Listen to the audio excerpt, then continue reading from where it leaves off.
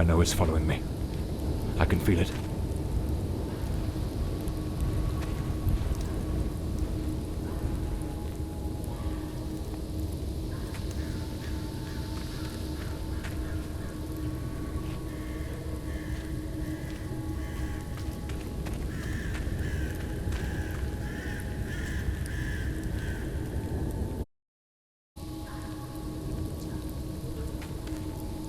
I shouldn't have taken such a risk.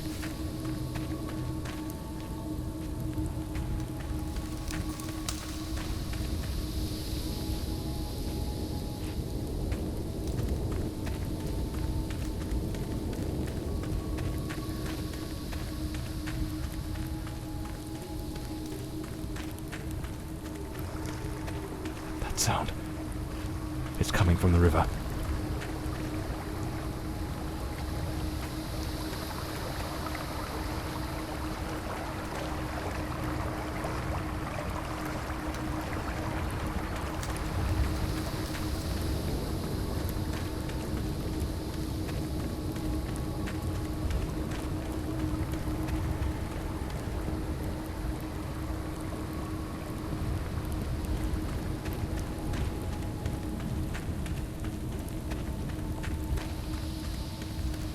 If it catches me, it will show no mercy.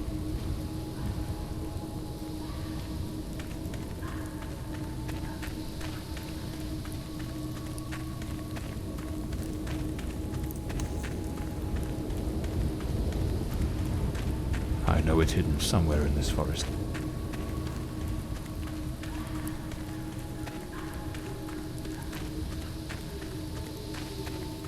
I should be able to see its light soon.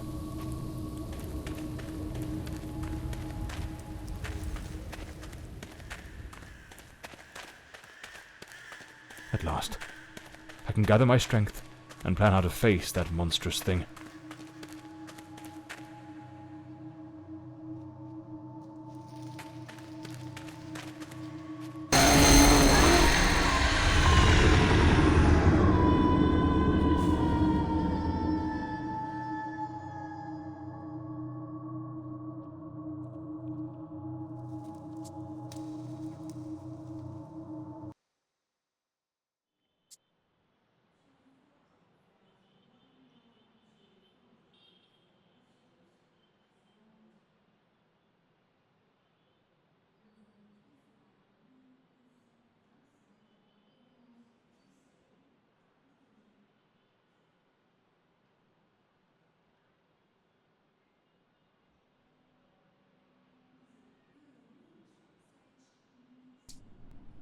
The name's John Morley, private detective, and today is a momentous day.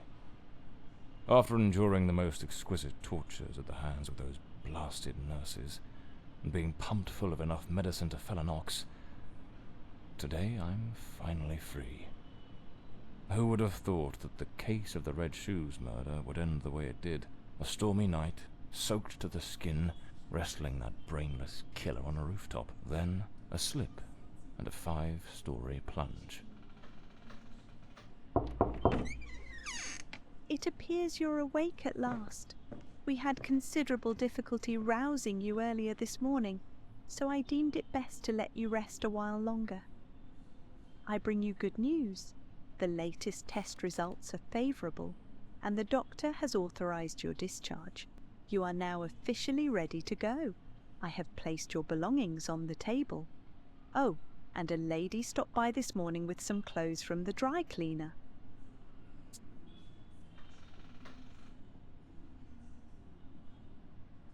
I've been having nightmares. The doctor has prescribed some medication that should help address any residual effects. This should assist in alleviating your nightmares.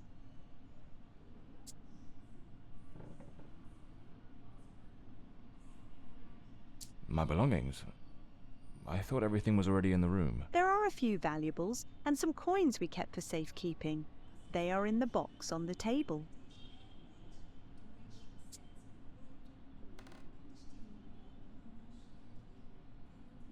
So I'm better now.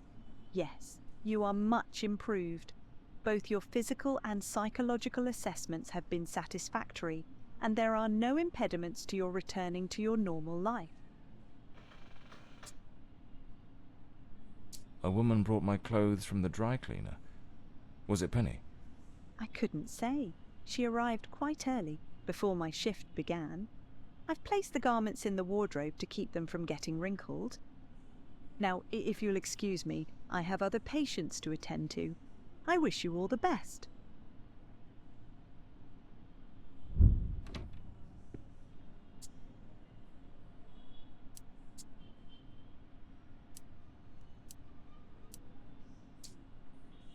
I better get dressed. The hospital gown that ties in the back doesn't exactly scream professional.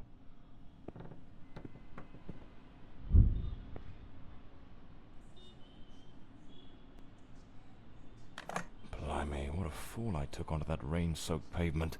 And to top it off, with that downpour, I ruined my best suit. But, well, that's all water under the bridge now, quite literally.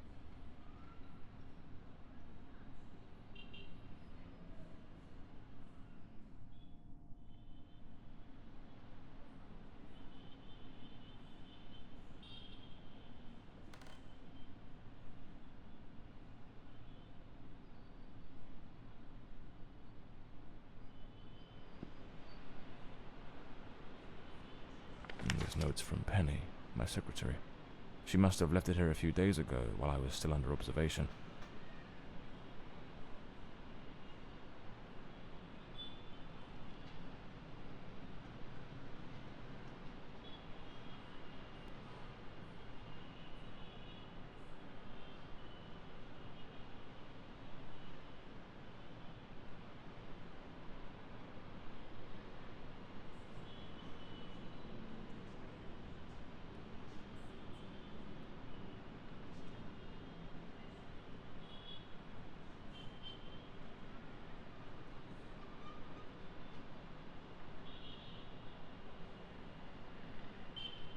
Damn it, Penny.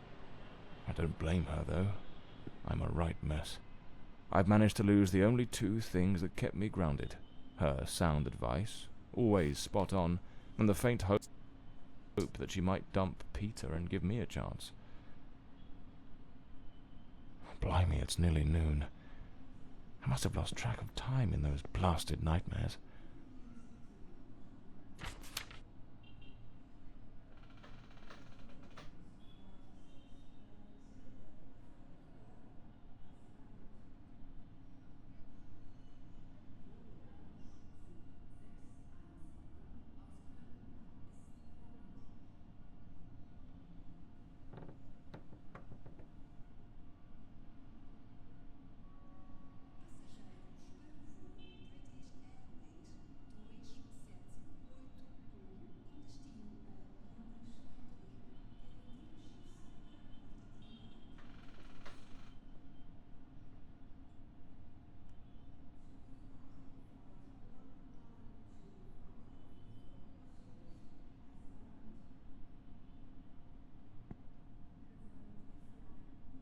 Story of my life. Nearly broke.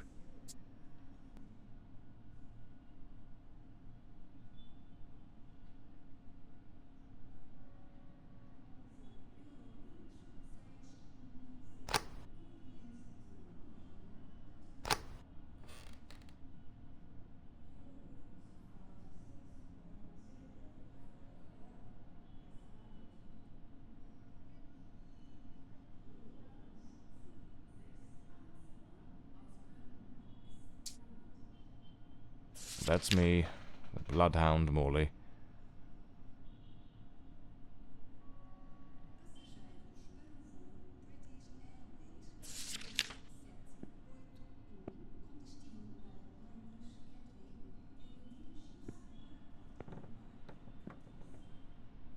Trench coat and fedora hat.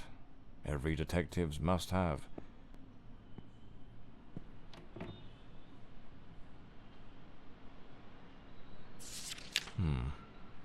So the mystery woman who took my clothes to the cleaners was Penny after all. Seems she's still got a soft spot for me. Could there be a chance I might win her over? I usually use the Windsor knot. I should get myself a pair of derbies. Or brogues. They're much more comfortable. Besides, if I slipped, it was because of those damned hard soles. Looks brand new. The collar's pristine. Well-structured shoulders, nicely padded. Gives off an air of authority. Keeps the crooks wary and catches the ladies' eyes. These do a fine job of hiding any belly. Can't complain about that.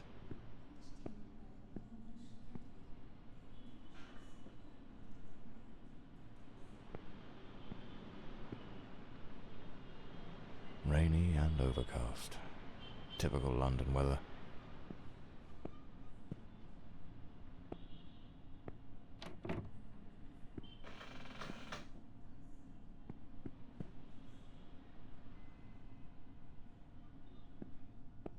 I'd better hurry up. Just like Penny says in her note, I might have a new client this afternoon. And with the way things are going, I can't afford to let that slip away.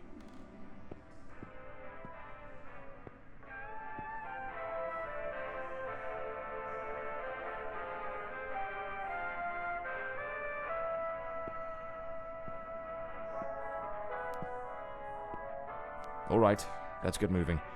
Today's the first day of the rest of my life.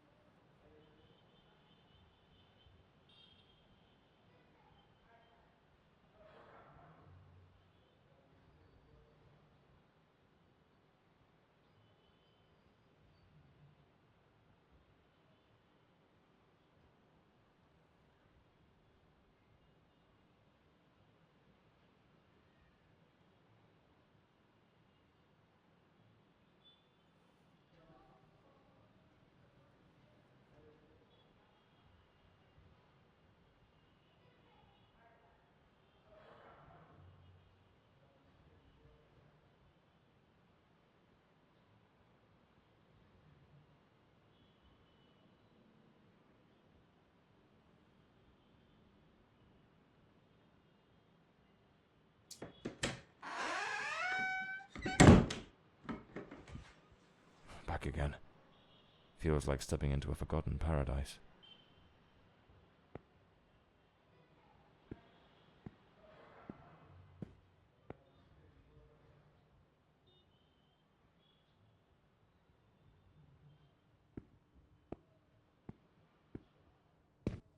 Everything's got that same old charm, and yet feels oddly new. This hospital stint's given me a bit of a new outlook. Maybe I'll take it a shade easier from now on, sticking to cases that don't demand a trip to the morgue.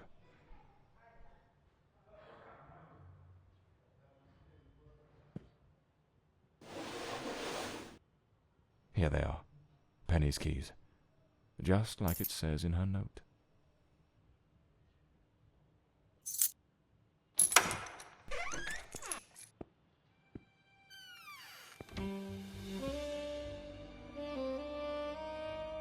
Even the coppers missed it. The slant on the letter E. That's what gave away the typist in the black letters case.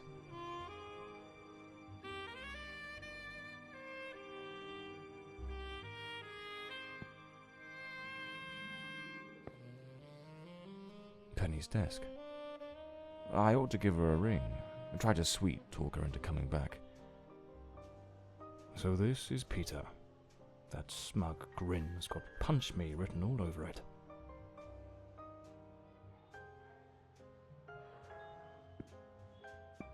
The murder weapon from the cadaver collector case. Nasty business, that one.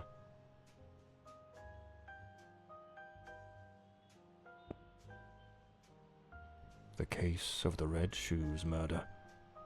One of the most complicated I've faced. Finally. Case closed.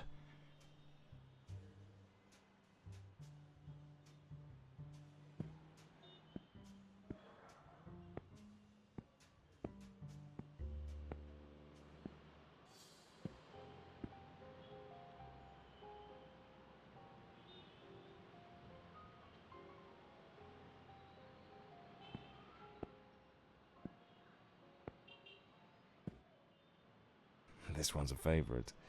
The jealous lover solved everything with a few blows from an ashtray. Brutal, but effective.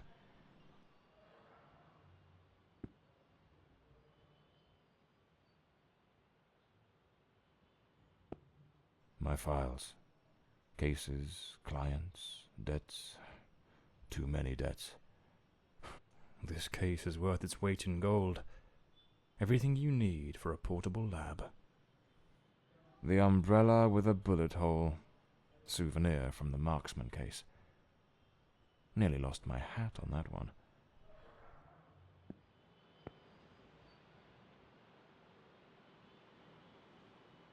My desk, strangely tidy.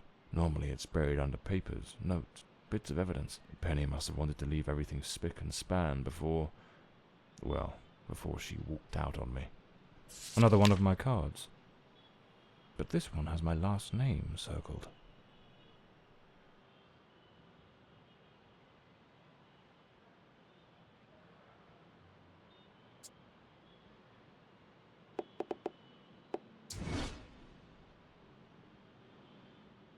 The drawer. It's locked. But there doesn't seem to be a keyhole.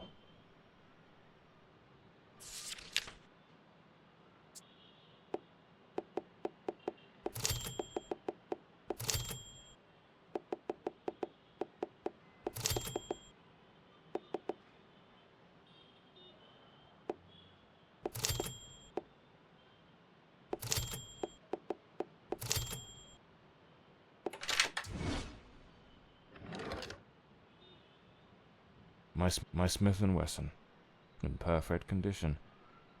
You never know when it'll come in handy. The Scarlet Page. I trust Penny didn't go snooping through my things while I was away. Oh, my apologies, madam. I didn't hear you come in. I was a bit distracted. Good afternoon, Mr. Morley. I trust your assistant informed you of my visit as promised. My apologies. I was rather engrossed and didn't notice your arrival. To whom do I owe the honour of this meeting? Lady Margaret Fordside, the 4th Countess of Bloomsbury. Lady Margaret, could you tell me what brings you here today? How can I assist you? I shall endeavour to be as candid as possible. 20 years ago, when my daughter was just 18, she was brutally murdered. It happened at our family estate, Bloomsbury Manor. Someone slipped into the house unnoticed, and upon reaching her room, delivered 5 fatal stab wounds to her chest, lungs, and heart. The police, eager to close the case, hastily blamed and condemned 2 violent thieves who clearly had nothing to do with her death. The investigation was closed, and justice was never served. I am prepared to offer you £30,000 if you take on this case, and a further £30,000 if you can solve it and bring the true killer to light. Tell me, Mr. Morley, will you accept this case? I understand your distress, Lady Fordside. But before I commit to anything, might I trouble you with a few questions? By all means, Mr. Morley.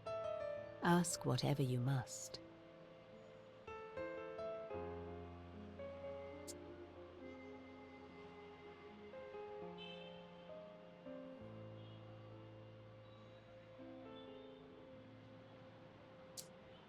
A case that's been cold for 20 years. You certainly don't make it easy for me, Lady Margaret. What made you decide to seek out a detective now? For over 2 decades, I've fought tirelessly to have the case reopened, to prove that the real murderer escaped justice. But all in vain. Neither solicitors nor well-meaning police friends, nor even journalists hungry for a dark story have managed to uncover anything. Then one day, I read about your success in solving the case of the Red Shoes killer. Regrettably, I also learned of the unfortunate incident that left you hospitalized with grievous injuries. On the advice of your secretary, Miss Penny, I waited patiently for your recovery. And now, here I am.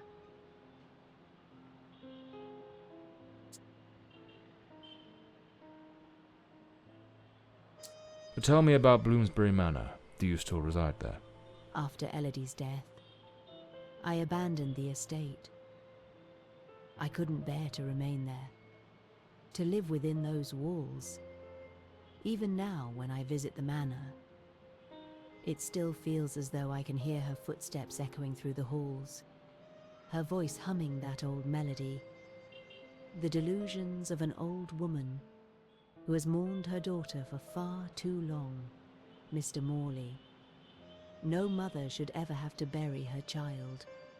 Should you accept the case, Bloomsbury Manor would likely be the best place to begin the investigation.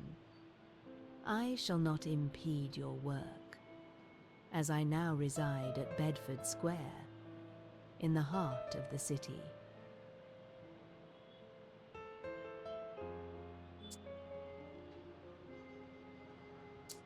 Tell me about the men the police arrested. Why are you so certain they weren't guilty? 2 days after the murder, the police arrested a pair of violent thieves who were terrorizing the county at the time.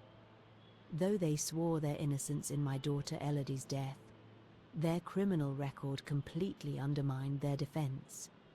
Seizing the opportunity, the police locked them away for their other crimes, and the case was closed.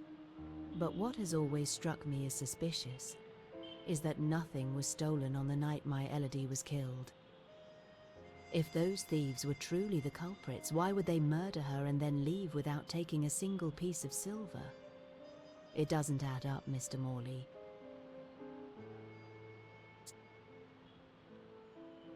Tell me, were there any witnesses? Did anyone see or hear anything? It happened at midnight. The house was practically empty at the time, with only a few servants and a guest who was sleeping in the west wing. I was the only one who might have heard something, as my room was next to hers. Unfortunately, I had taken a sleeping draught and fell into a deep slumber. It is a decision I shall regret for the rest of my days. Well, I believe I have all the information I need to get started. I accept the case, and will begin the investigation immediately. I'm pleased to hear that. My butler will bring you the £30,000 tomorrow morning. Now, if you'll excuse me, I have matters to attend to. Once you uncover the culprit, contact me at once, and I shall promptly deliver the remaining £30,000. Please, Mr. Morley, unravel this harrowing mystery that has tormented me for so long.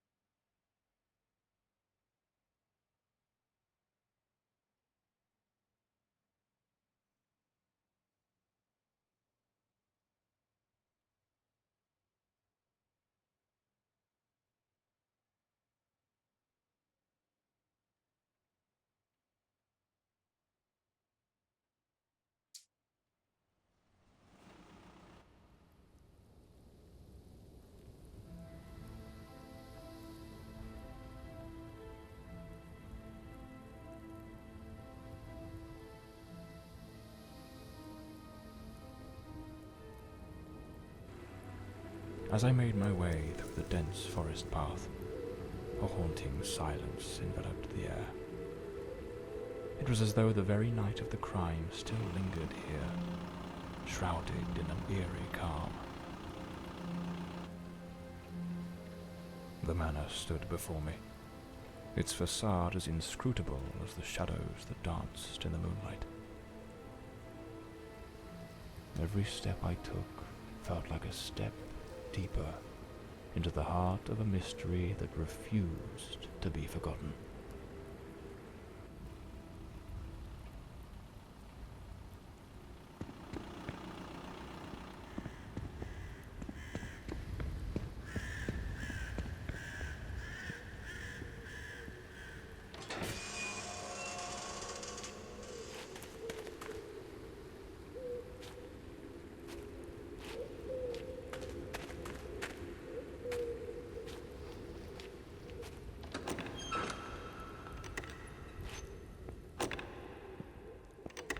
Not a sound. The stillness feels heavy, like it's hiding something.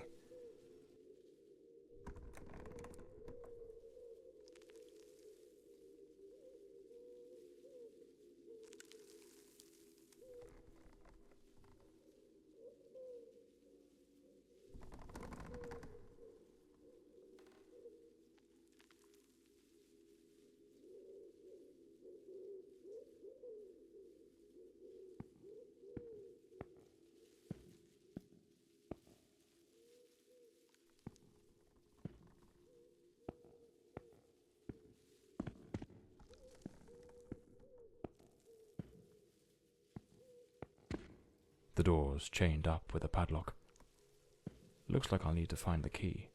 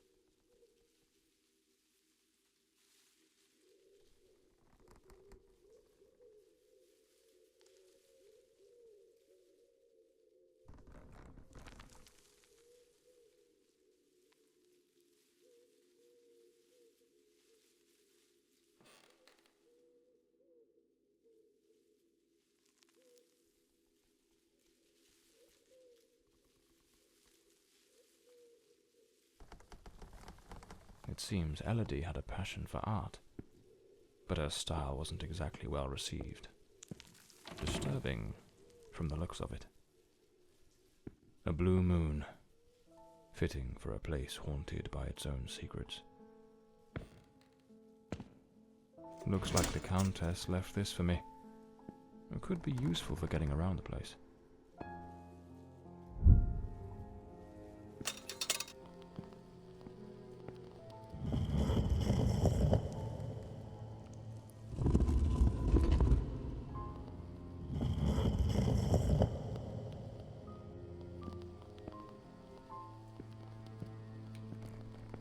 It seems Lord Fordside was a renowned sculptor, though his works were somewhat sinister.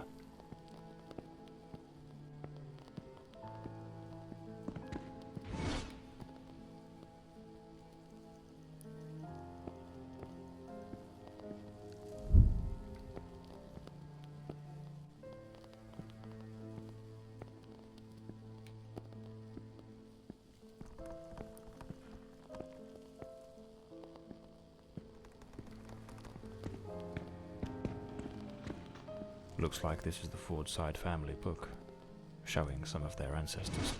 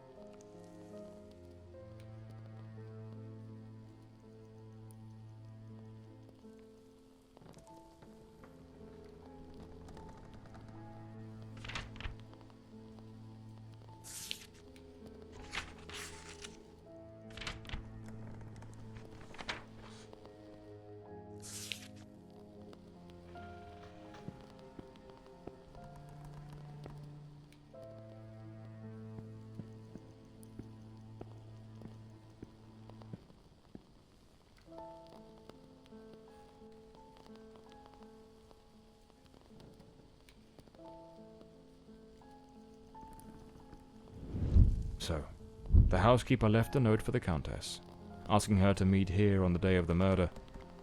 I wonder what truly happened during that encounter. Very well. Let's piece the events together, step by step.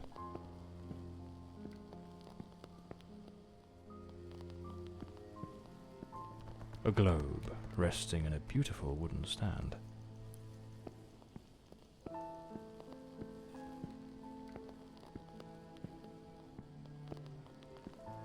The lock has been concealed.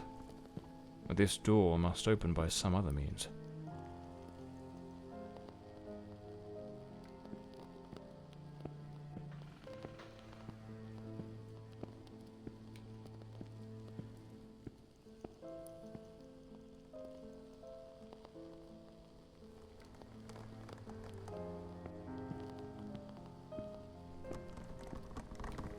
Two chairs. One of them knocked over. The housekeeper's cup is still here. Tea spilled across the table. She never got to drink it. Looks like someone arranged tea in the library that day. Lipstick stains. Same shade the Countess wore when she visited my office. An empty envelope. Did the housekeeper hand the Countess a letter? It seems they met here. But something went wrong during the conversation. I am very angry. After all these years of service, this is how you repay me? Walking away like this? I'm sorry, madam, but the situation has become unbearable. My bags are already packed.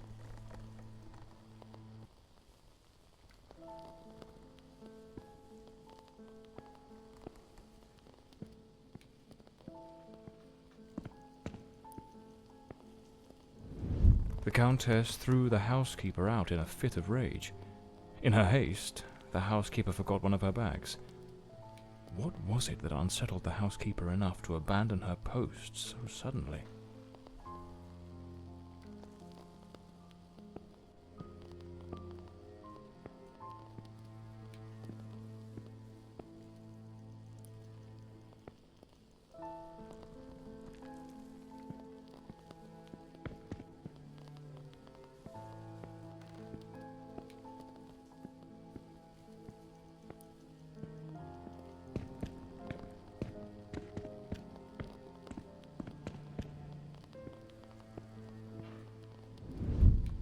Lady Fortside, still seething, burned something in the fireplace.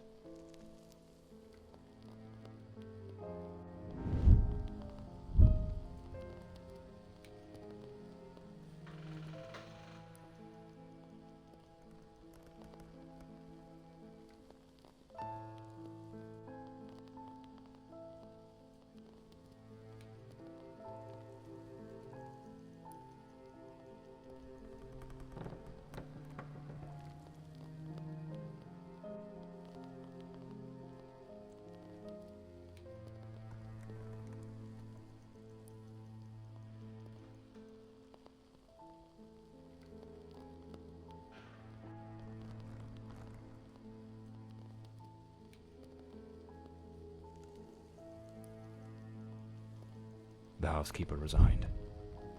Seems something, or someone, troubled her greatly. Enough to break the long-standing family tradition tying her to this place. Another painting by Elodie. There's something deeply disturbing about her work.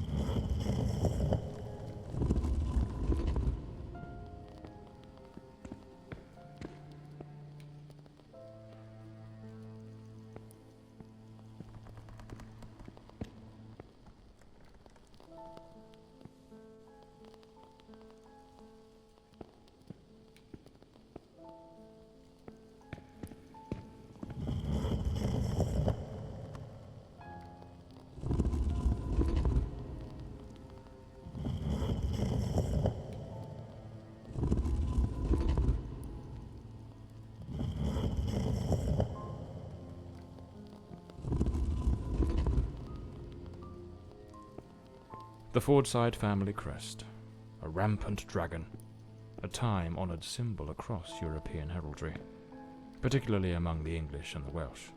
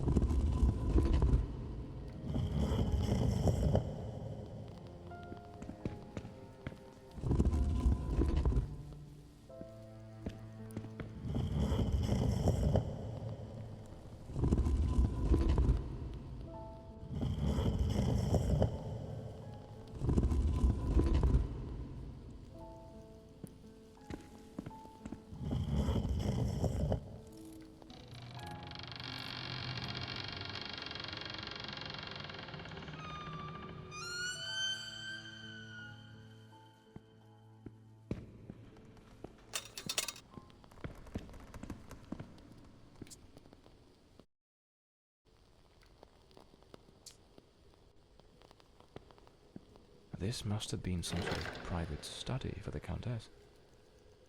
An old pocket watch. It probably belonged to Lord Fordside, Lady Margaret's husband. A British passport. Lord Fordside was undoubtedly a man of the world.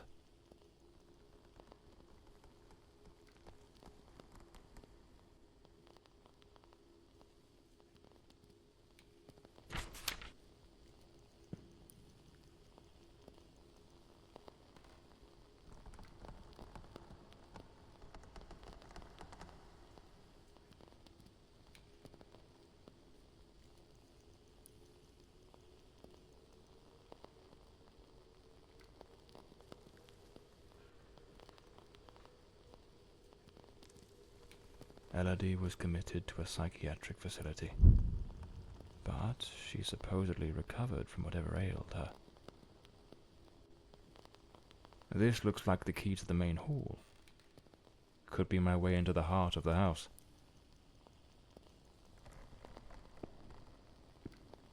Lady Margaret and a young woman.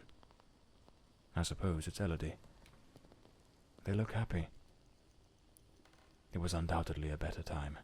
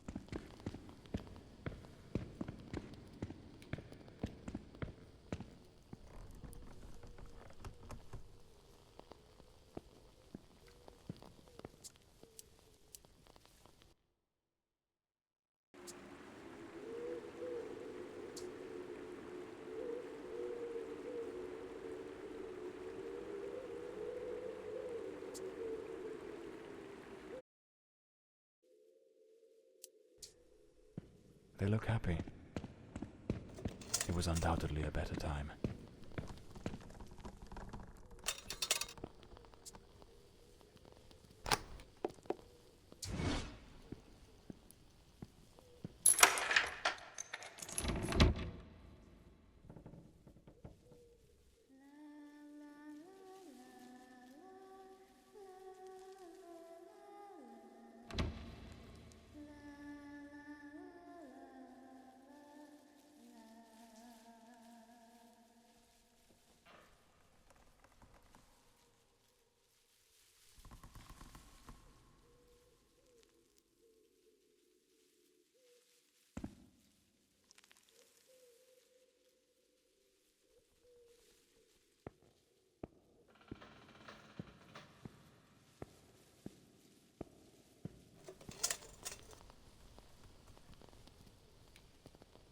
here lies Elodie.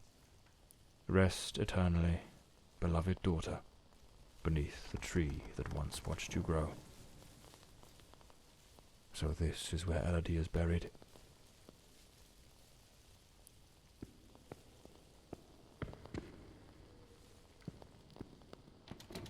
This door is locked as well. If the Countess wanted me to investigate, why didn't she leave the doors open?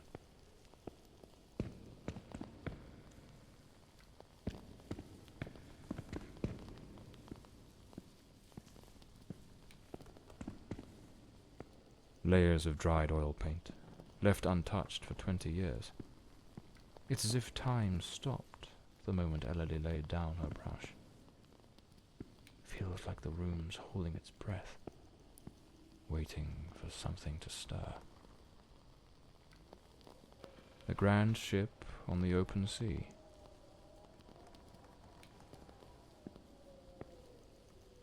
The sinking of a ship. Looks like the last painting Elodie was working on was of a ship at sea. The whole gallery is filled with maritime references. She seemed quite obsessed with it. A man with his back turned, watching a ship go down. Looks like some sort of clue. Trace the tree's journey from birth to decay. Follow the path of the artist in a thoughtful display. Arrange the 4 stages and the door will obey. Unlock the path ahead as art.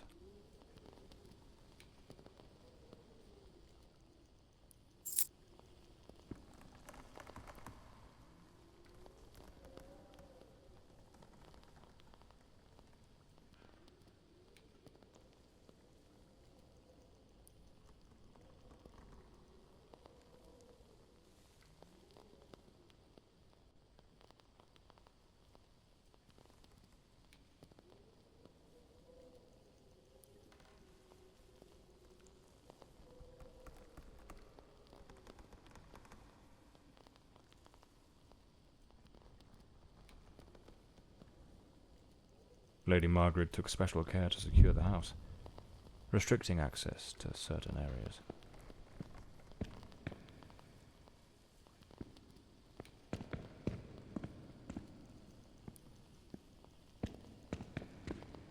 This door appears to lead out to the back garden, locked with a padlock. I'll need to find the key.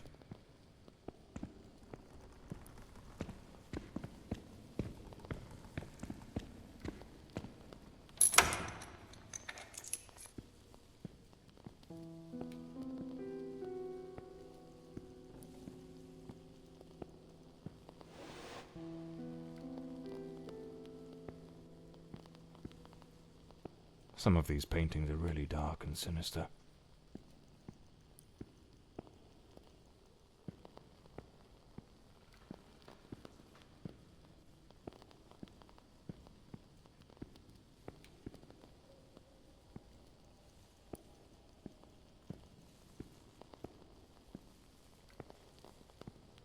A young woman screaming in the middle of the darkness.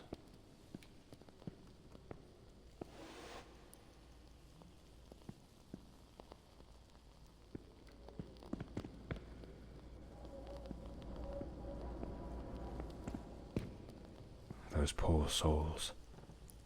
Tragedy seems to have cast a long shadow over this family.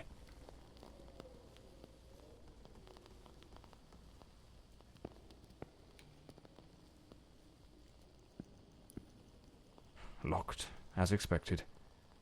There's a metal engraving of a tree.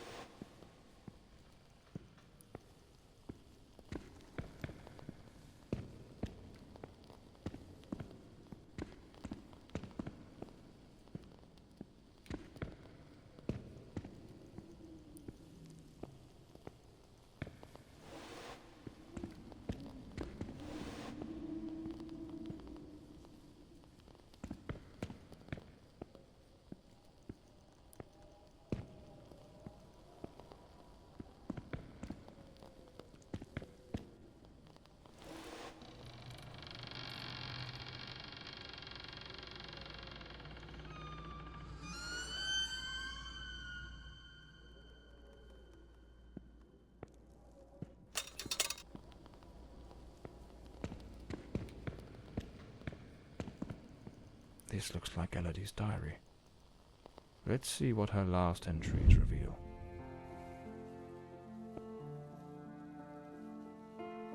I'm absolutely over the moon.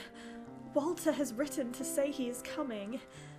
I met him at the Western Sanatorium, and we have grown so very close. He was there recovering from the trauma of a shipwreck, where he tragically lost his companions. By sheer luck, he was rescued, but not before spending an entire year on an island living amongst the natives. He truly is an adventurer.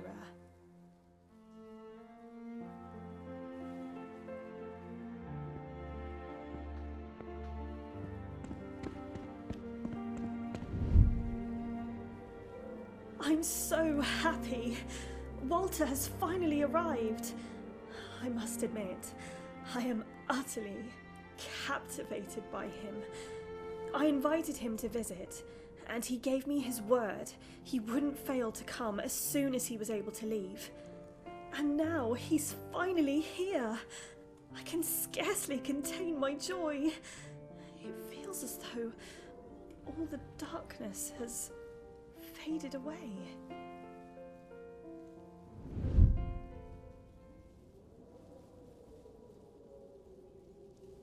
They looked so in love.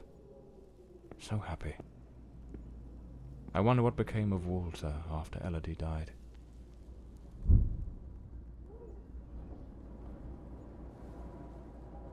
Damn it, it's not here. It's simply not here.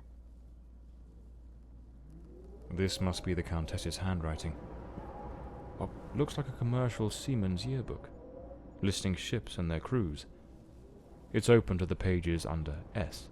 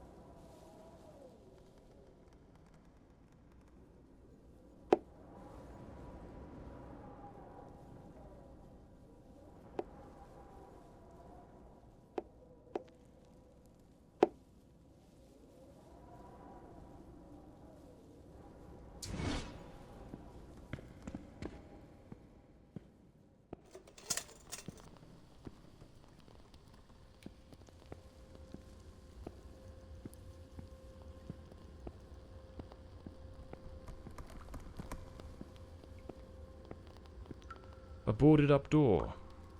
The access to the servants' quarters appears to be blocked for some reason.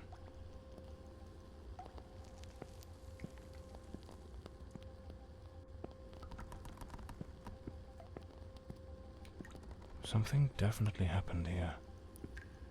Was it a struggle?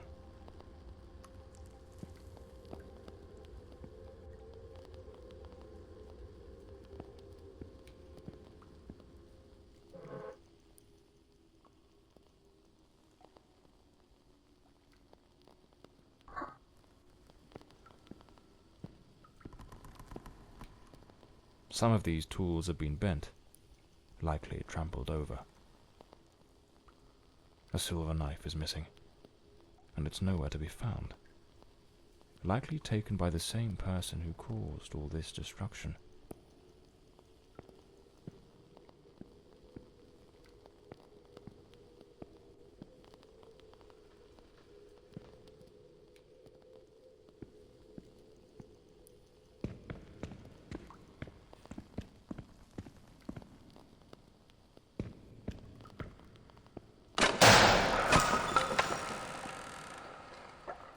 Looks like the crowbar is broken. A good way to motivate the staff.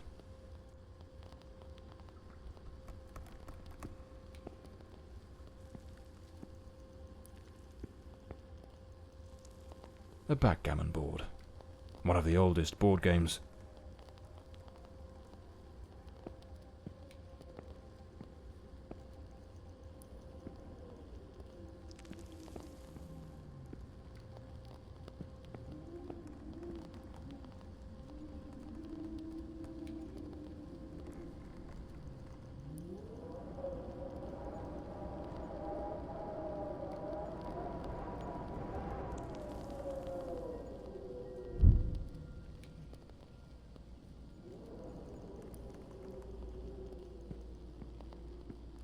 Miss Marva apparently knew her way around the tarot. What a dreadful spread, and what a chilling omen it revealed. Evil approaches. It will bring death, and lay ruin to the house and all who dwell within.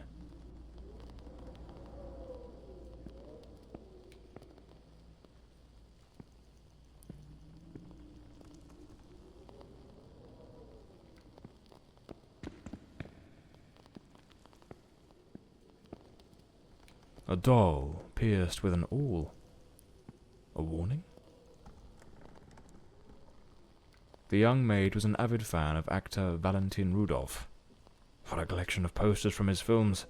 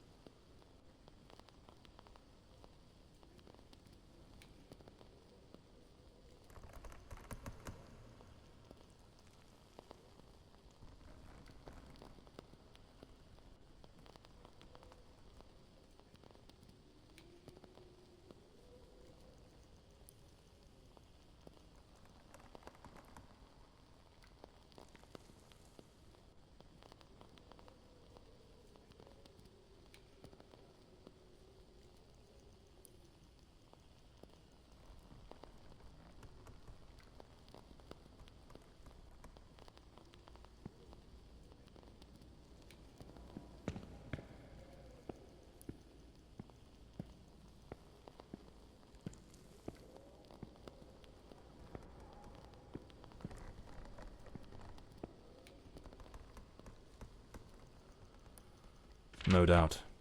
This is the cook's room.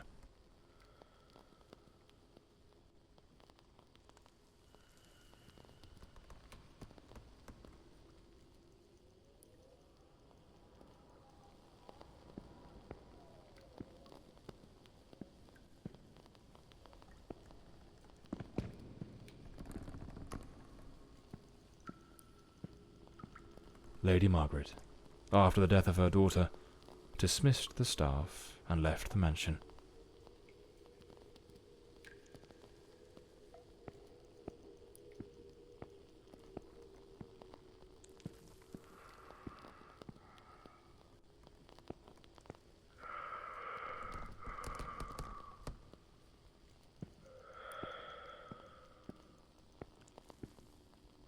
A pair of blood-stained scissors stuck in the sink basin. Deeply unsettling.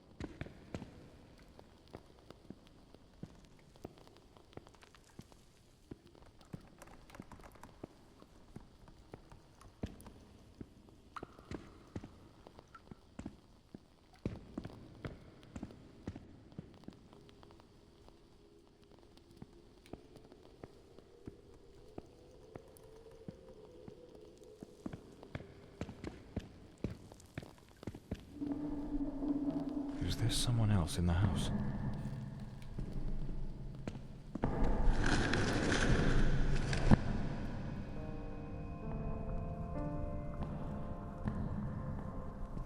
Who the devil is that man? He had a knife. I'm completely in the dark here. I don't think he saw me.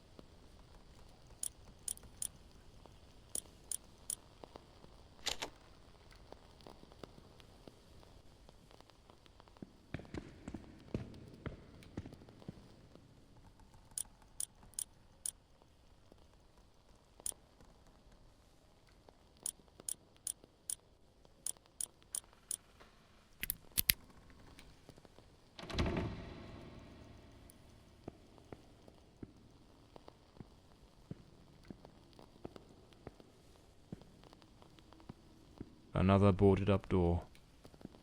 The question is, was it sealed before the murder? And why?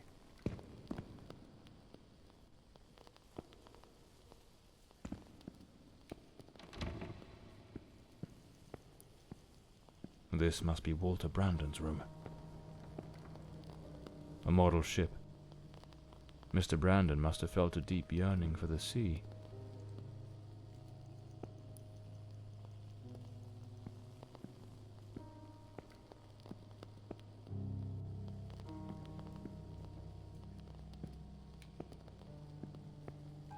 The painting of a ship, unmistakably in Elodie's style.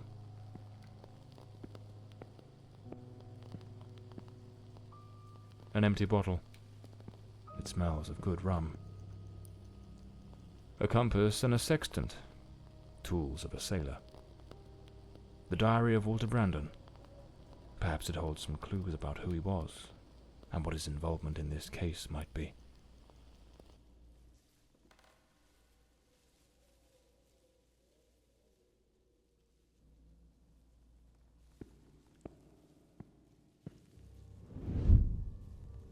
I am terrified that man has found me. I fear something dreadful is about to happen. Tonight as I awoke, I saw him, standing at the foot of my bed. I could not make out his face, but his knife, the gleam of its blade, shone in the darkness. I sprang up suddenly, determined to confront this stranger. Grabbing the heavy candlestick from the nightstand, I hurled it with all my strength. He vanished into the dark.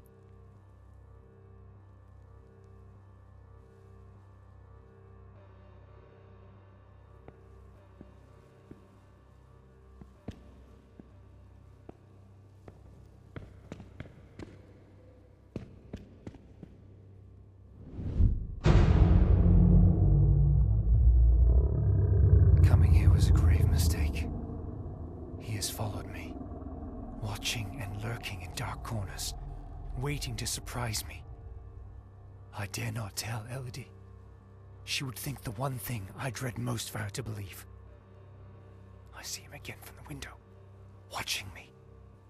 His long hair and beard obscure his face, and he still holds that knife. He means to kill me.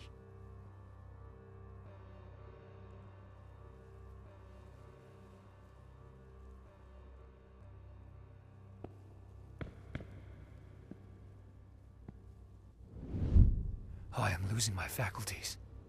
It is best I return to the ship. Everyone seems to be conspiring against me. The housekeeper despises me, accusing me of misconduct. Perhaps I'm not a man of refinement, but I know what respect is. Yet this morning, as I awoke from my rest, she was enraged with me. It was of no use to tell her I had slept peacefully. An external maid who comes to clean was crying and accusing me of having approached her in an unseemly manner. I would never do such a thing. I am a sailor, a man of the world. I know how to conduct myself.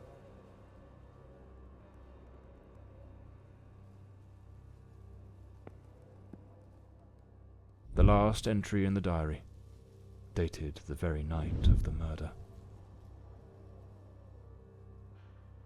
My beloved Elodie, why can you not believe this poor sailor who only wishes to love you?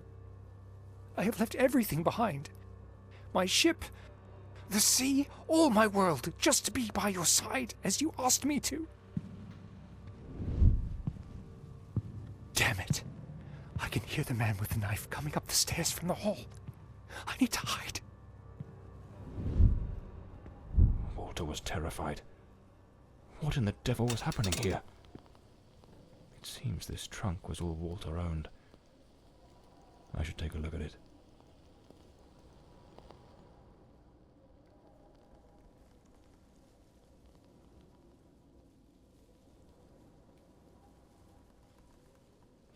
Looks like the key to the back garden. I better head back to the staircase gallery. Pretty sure I saw a door to the outside there.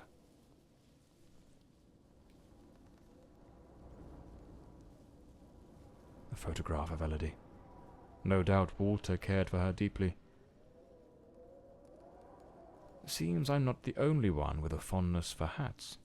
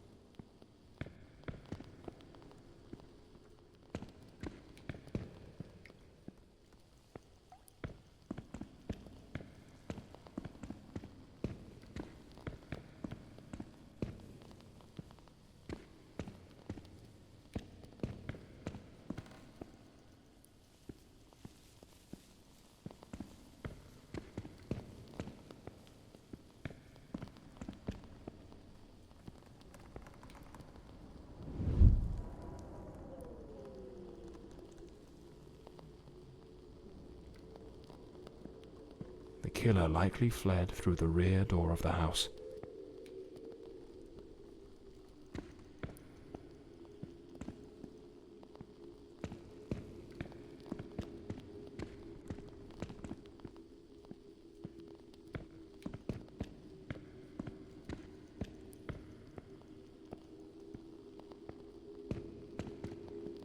At that old fountain in the garden, now little more than a basin of stagnant water, one can still make out the faint impressions of bloodied hands. It seems almost certain the killer stopped here, in a hurried attempt to wash away some of the blood spattered across his body.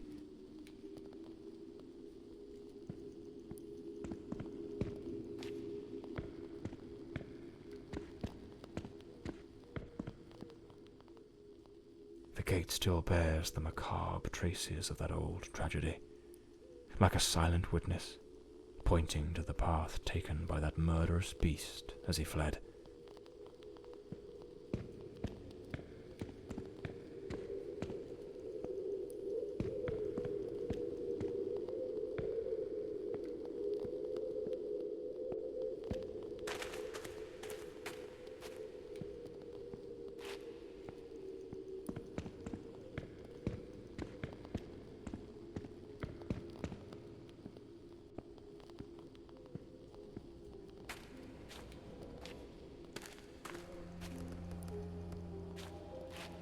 Here's the missing kitchen knife.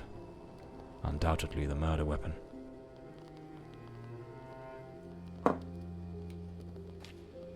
A filthy coat, soaked in some kind of blackened, hardened liquid, aged over time. Despite his injuries, the killer rid himself of anything that might incriminate him before fleeing the scene. The boots, the coat, even the knife. It's a chilling thought. But those very items remind me of the figure seen lurking near the manor, the same figure Walter Brandon spoke of with such dread, and perhaps the very one who was said to have harassed the maids. That mysterious presence was, in all likelihood, the murderer of Elodie Fordside.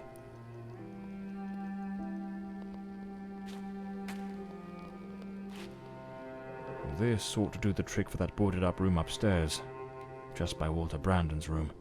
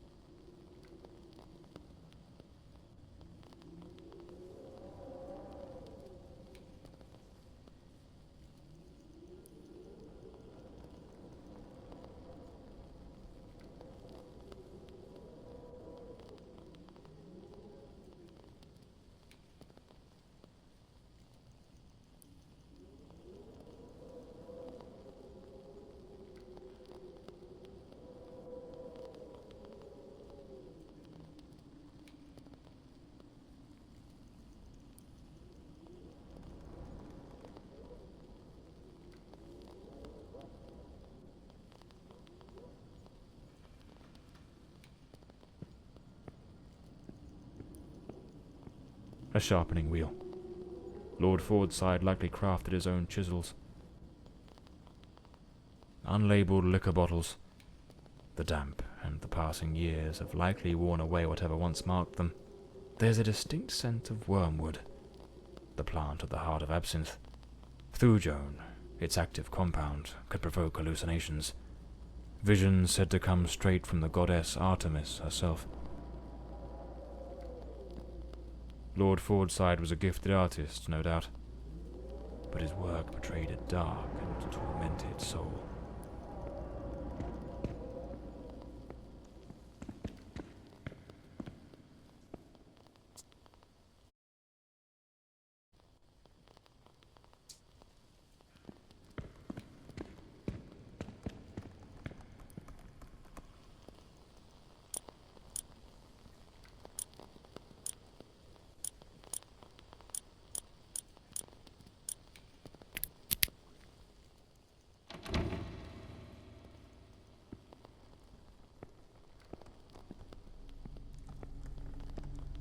The door is locked.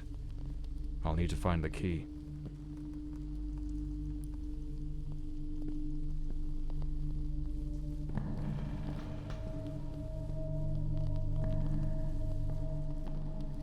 Him again. Who the bloody hell are you?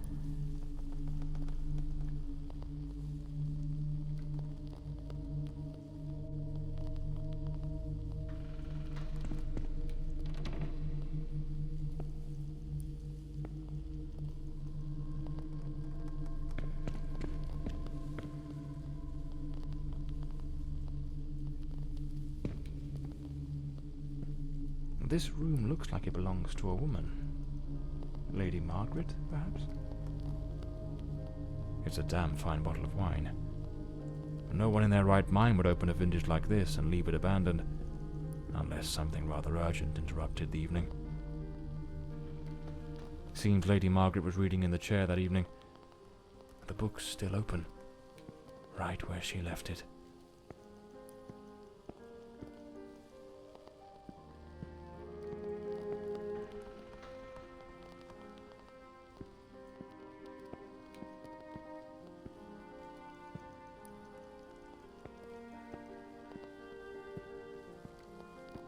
The bed is made. The Countess hadn't yet gone to bed on the night of the murder. This is a nightmare. I am deeply concerned for Elodie. The housekeeper has long been warning me about Walter. I have made some inquiries, and nothing is as it seems. Elodie remains blissfully happy with him in the house. I am at my wit's end. Since her return from the sanatorium, she has been positively radiant, a true beacon of light. They go out together and seem to have a splendid time. He appears very close to her. This is in stark contrast to the picture painted by the housekeeper, which is a complete contradiction.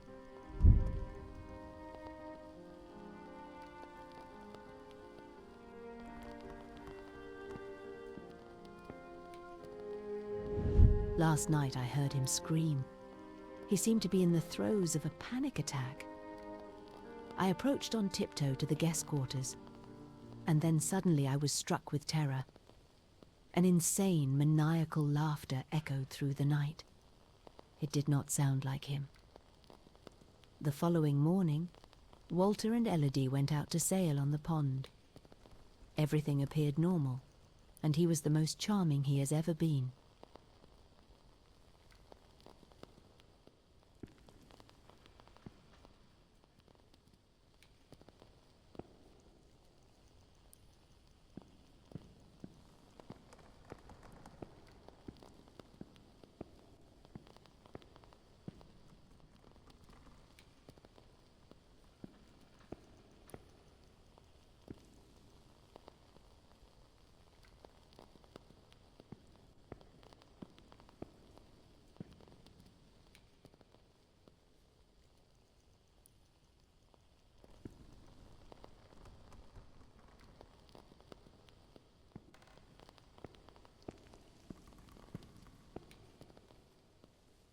Something made of glass is shattered here.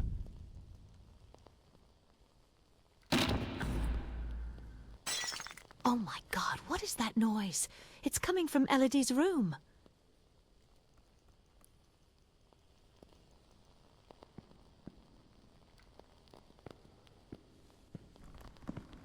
I should finish gathering all the clues from the Countess's room before exploring other parts of the house.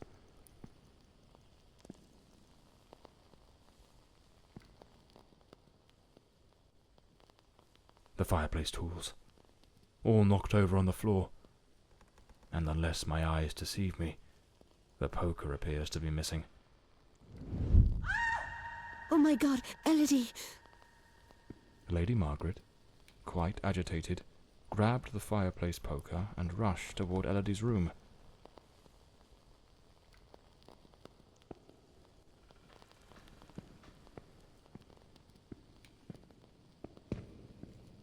A key, likely the one to Elodie's room.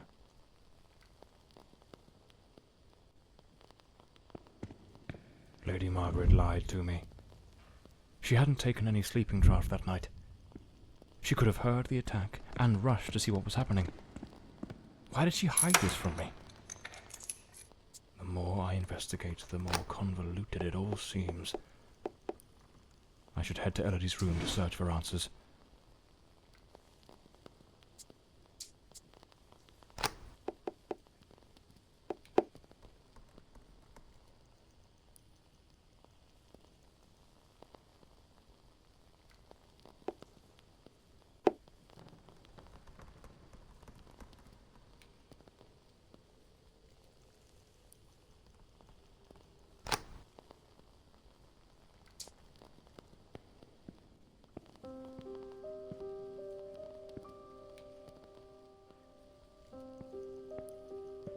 There was a struggle here, clear as day.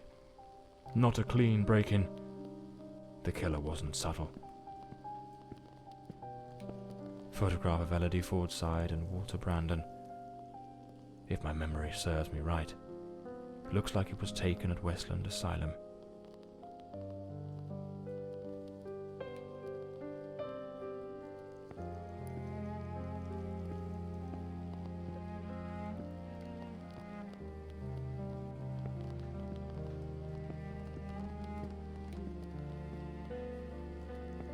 A pool of dried blood. There's no doubt now. This was the scene of the crime.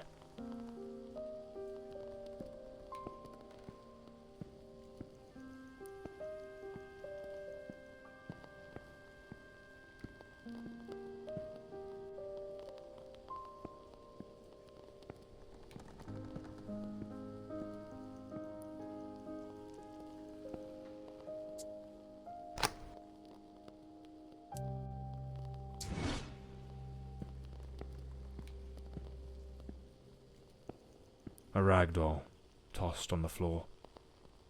I'd wager it used to sit neatly on the bed. Either it was knocked over in the scuffle, or perhaps Elodie dropped it herself in the panic. Judging by the sheer brutality of the crime, we can almost certainly conclude the killer was a man of considerable build.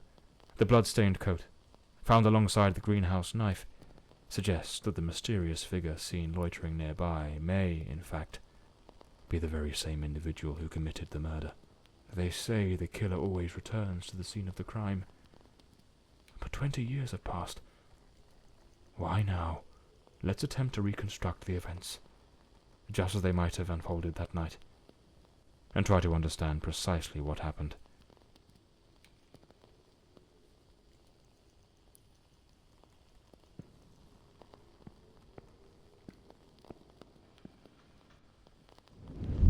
A teacup on the bedside table. Elodie must have lain down that night, perhaps already drifting to sleep.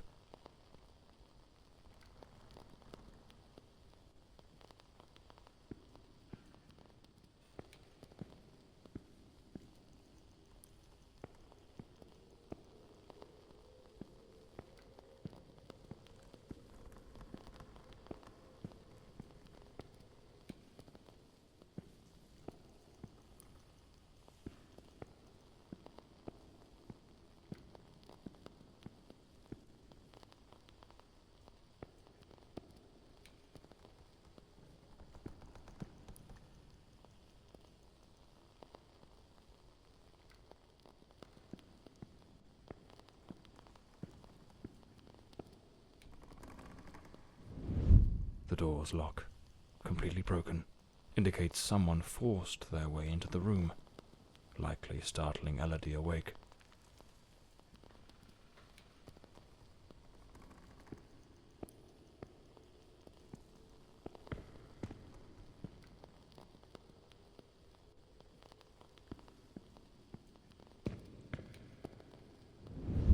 Elodie tried to flee, but the killer cornered her near the vanity.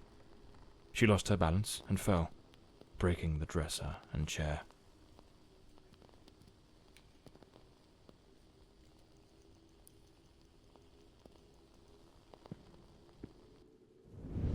The killer dragged her to the bed against her will. In the struggle, one of the vases fell from the mantelpiece.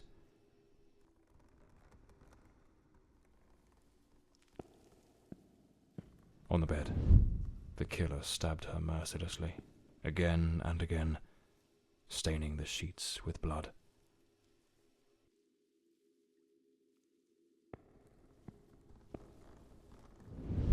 That's when Lady Margaret arrived, striking the killer with the fireplace poker, knocking him away from Elodie.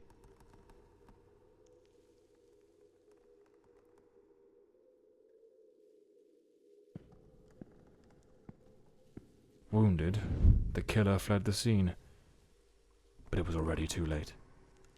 Elodie was already dead.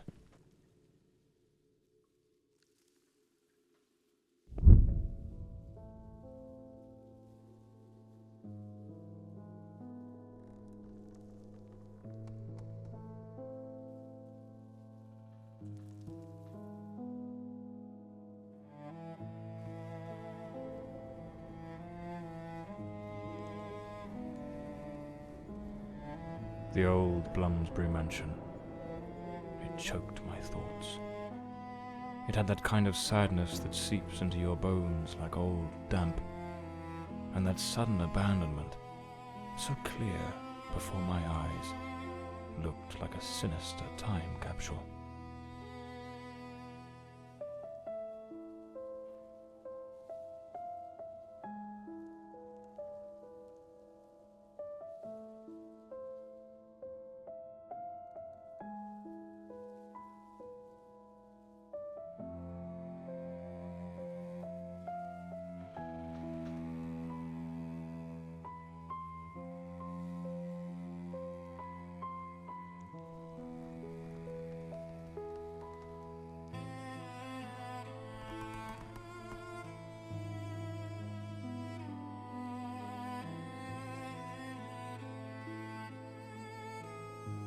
One thing was certain.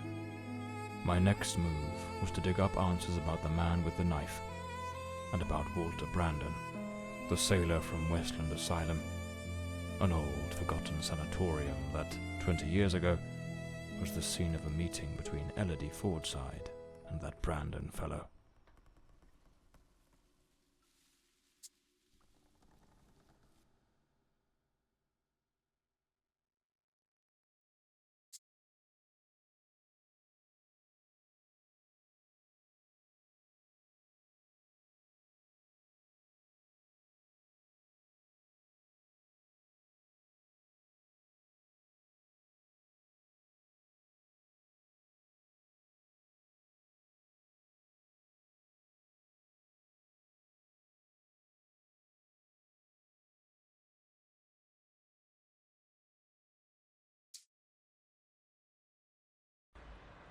It was an ungodly hour when my battered car crept along the winding, shadowed road leading to Westland Asylum.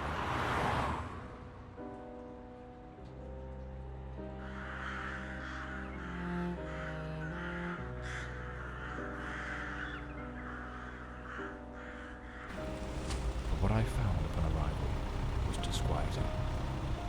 The building, forsaken for more than a decade, remained illuminated.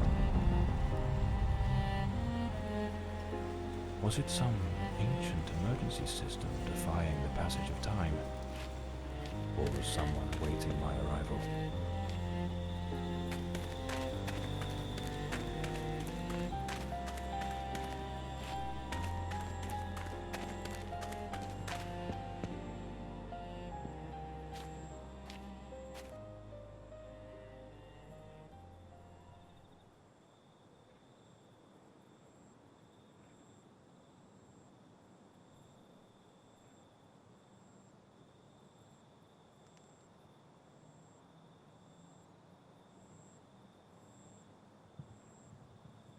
So, there's an alternative entrance, hidden somewhere in the wall of the asylum.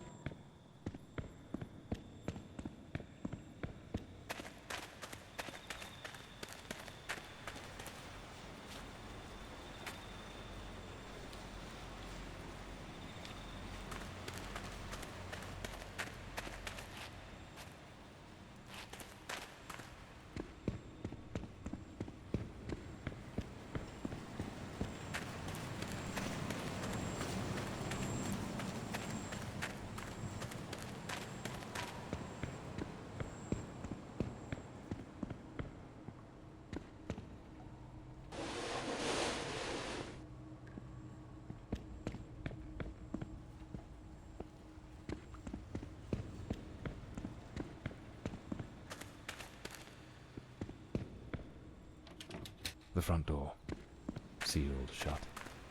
As expected. Nothing's ever straightforward, is it? I'll have to find another way in.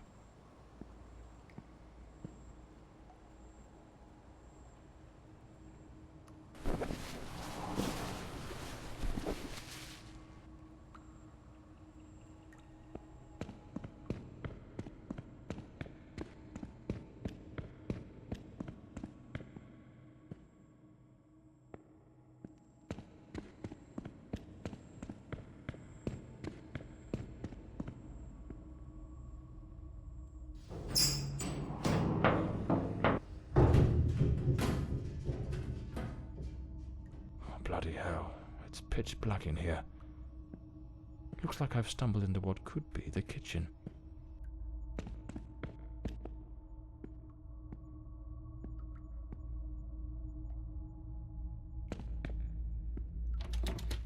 Impossible. Locked as well.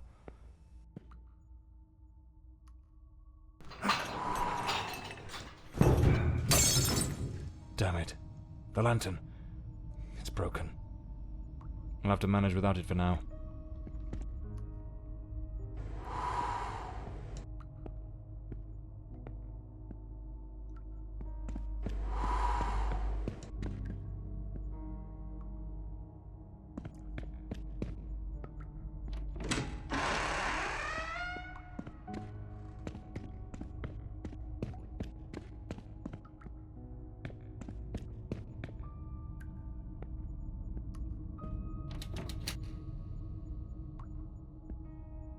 Some of the rooms are completely trashed. I didn't expect the asylum to be in such a state of decay.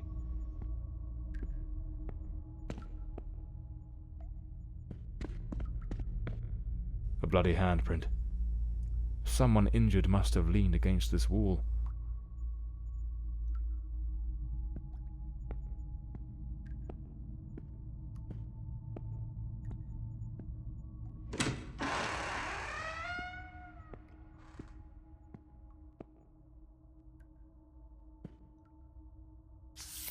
May 1922. This letter was written half a year before Elodie's murder. It's possible she was still a patient here at the time.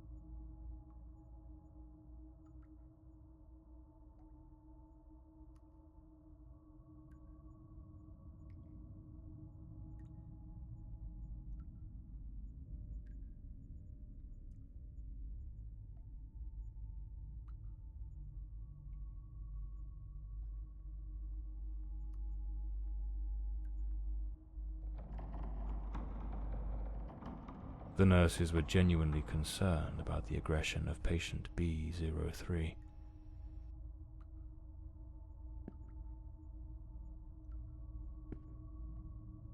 Westland Asylum was a top place in its good old days.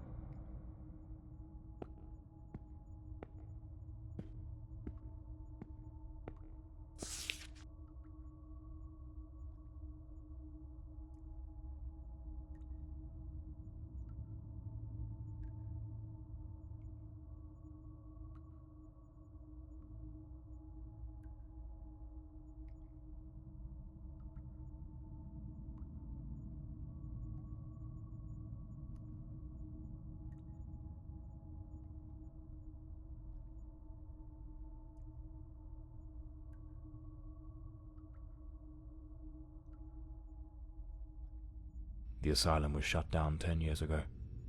Judging by the state it's in, they probably had no choice but to close it due to the building's condition. The girl? How is the girl? You mean Miss Elodie Fortside? Don't worry, that bloke didn't lay a finger on her. But you took quite a knock. This is going to smart.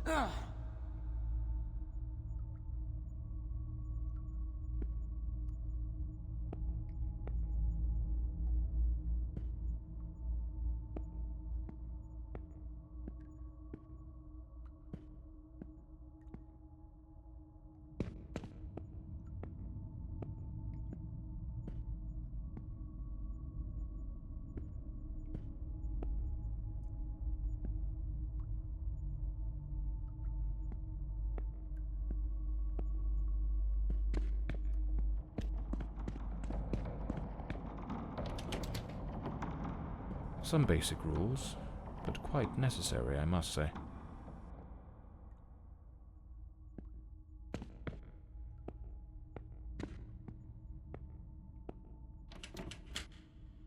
It's locked. Without the key, I won't be able to access the upper floors.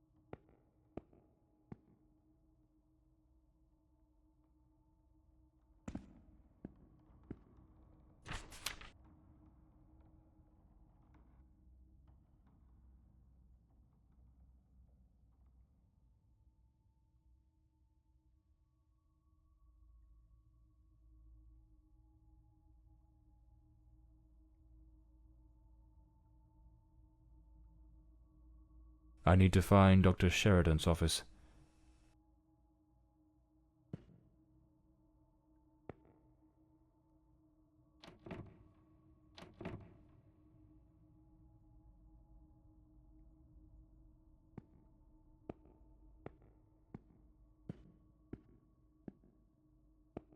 This file cabinet is now empty.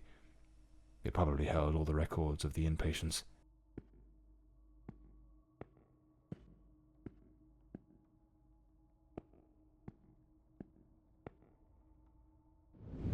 We must formalize the admission of Miss Elodie Fortside. I have her file here. That girl? What do you think of her?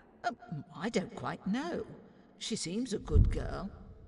I do hope she recovers soon. I know what Dr. Mulder thinks of her. Oh, don't be wicked. You cannot tell me you haven't noticed. Have you seen the way he looks at her? Shh, hush now. Someone's coming.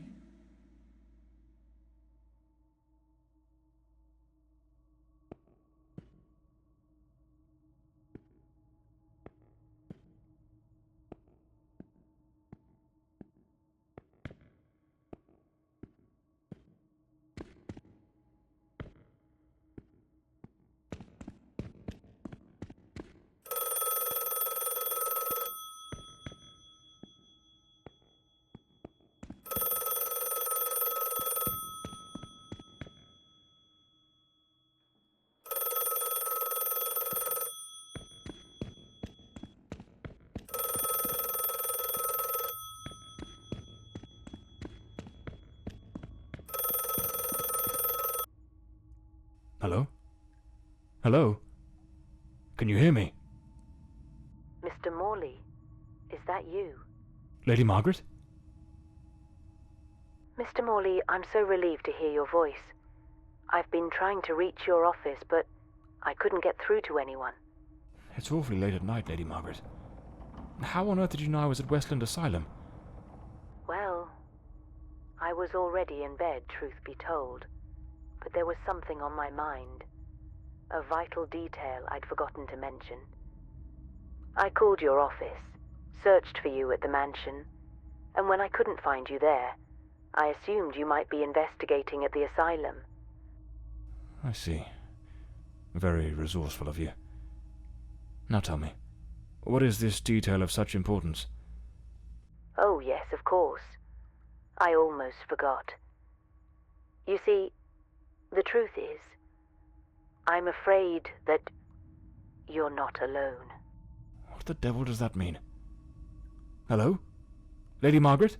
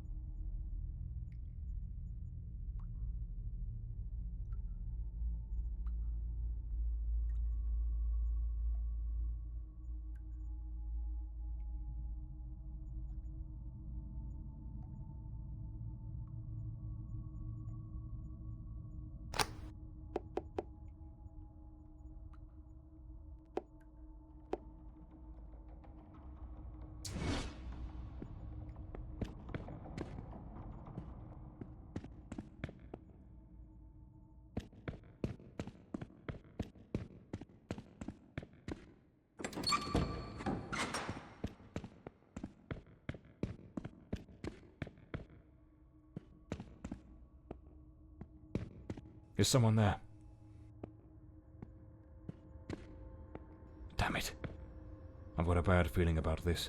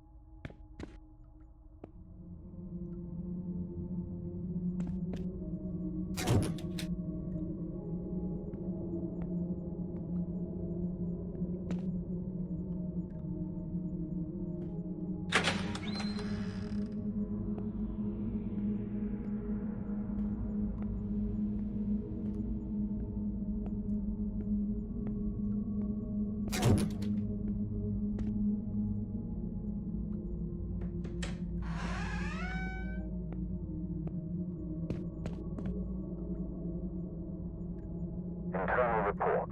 Patient B08, Miss Beatrice Marin, female, 28, reclassified after initial misidentification. Miss Marin presents with severe self-destructive behaviors. She engages in autosarcophagy, self-cannibalism that has markedly compromised her physical integrity, and compulsively ingests her own hair. These actions, driven by deep psychological torment and overwhelming despair, leave her in a perilously fragile state. As a precaution, she is secured in a straitjacket and confined to an environment entirely devoid of any utensils or objects that might facilitate further self-harm. Her treatment protocol centers on the administration of potent sedatives to alleviate anxiety and curb these impulses, with ongoing monitoring.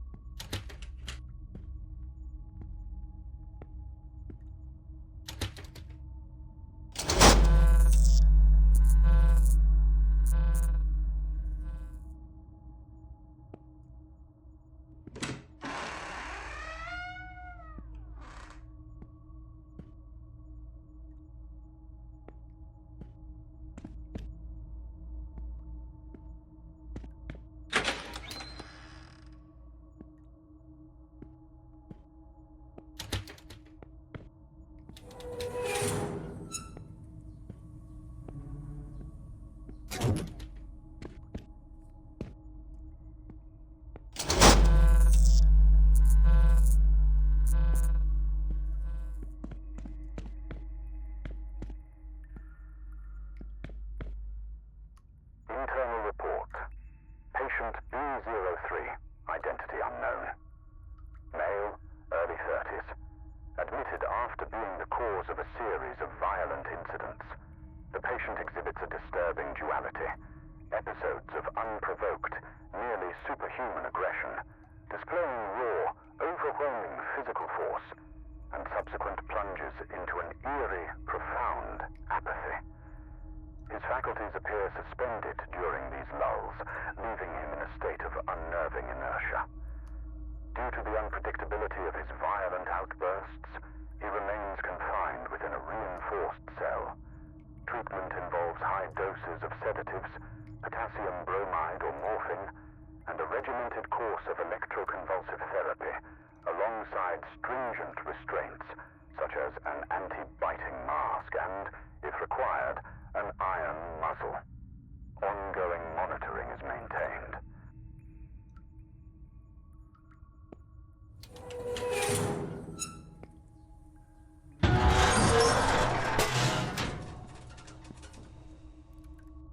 Internal report.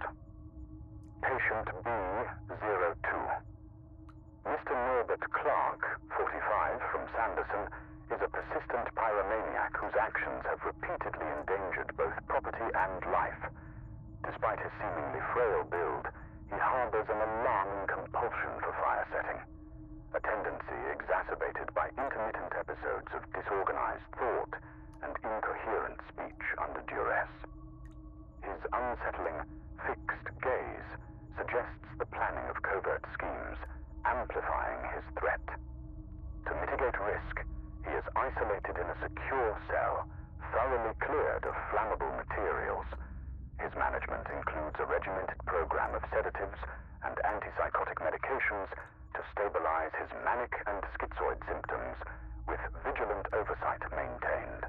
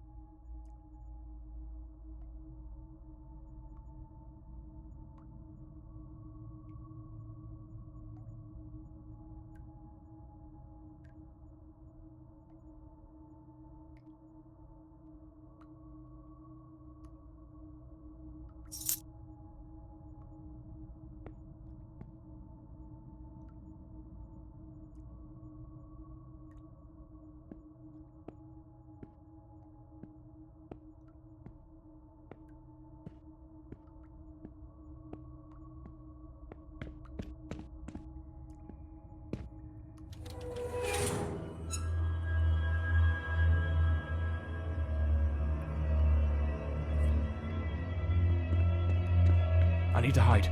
Quickly.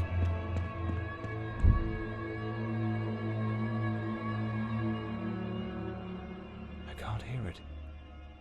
Could it be gone?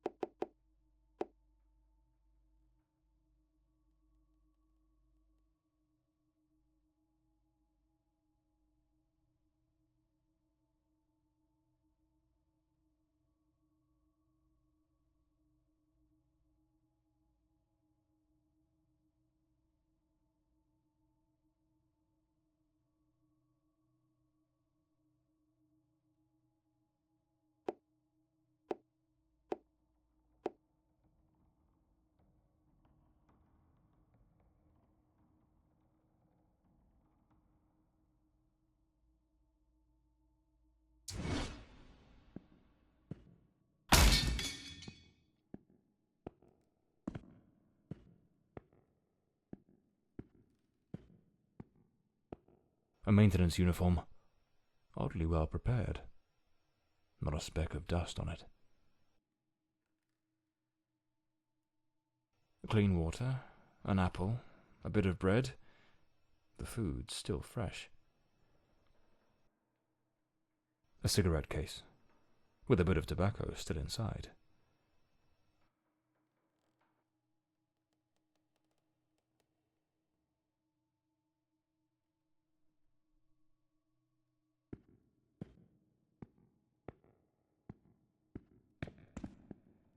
Looks like someone's been coming through here. Perhaps this is what Lady Margaret meant in her call. Or was she trying to warn me about something else?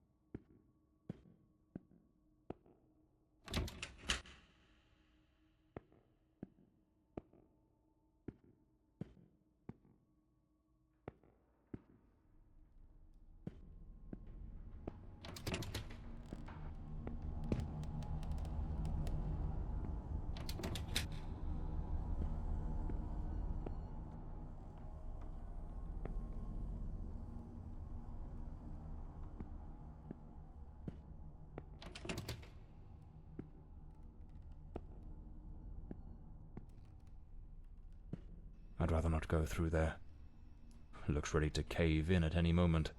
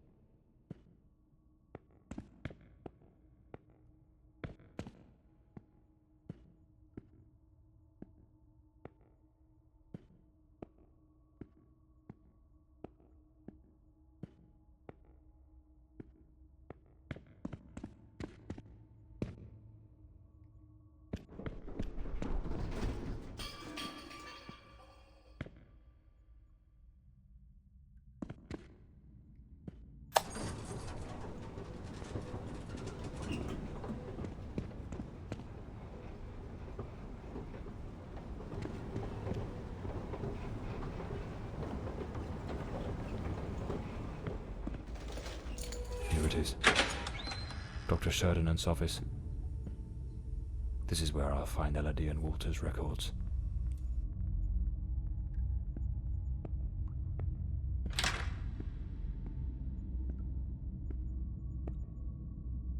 Elodie's record. Patient at the sanatorium.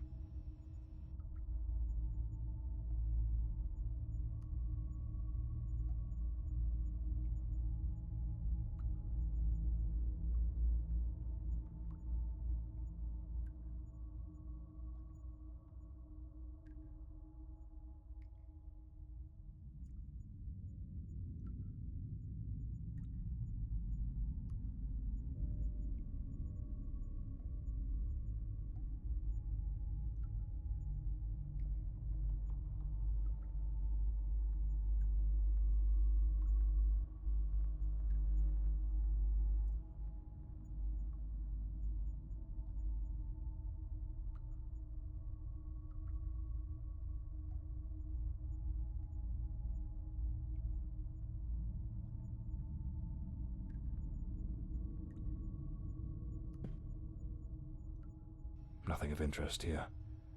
Strange. Elodie's record was easy to find, but there's no sign of anything related to Walter Brandon. Something doesn't add up. What am I missing?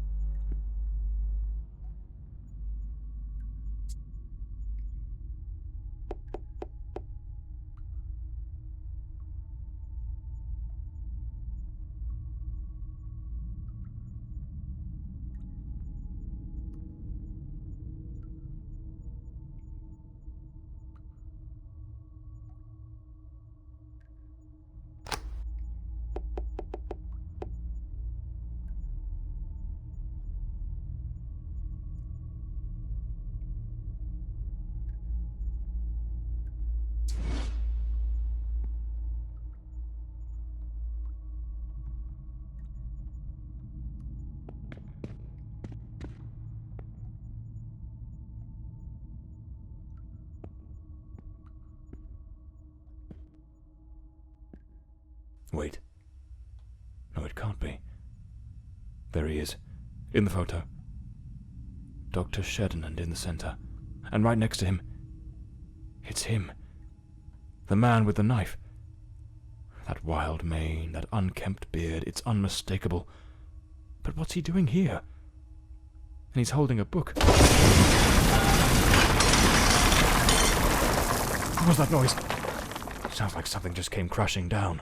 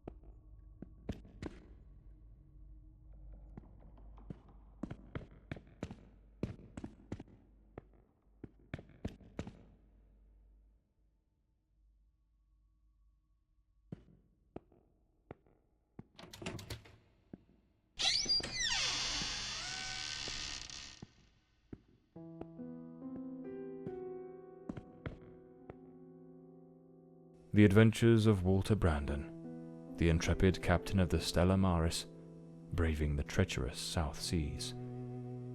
What in the devil does this mean?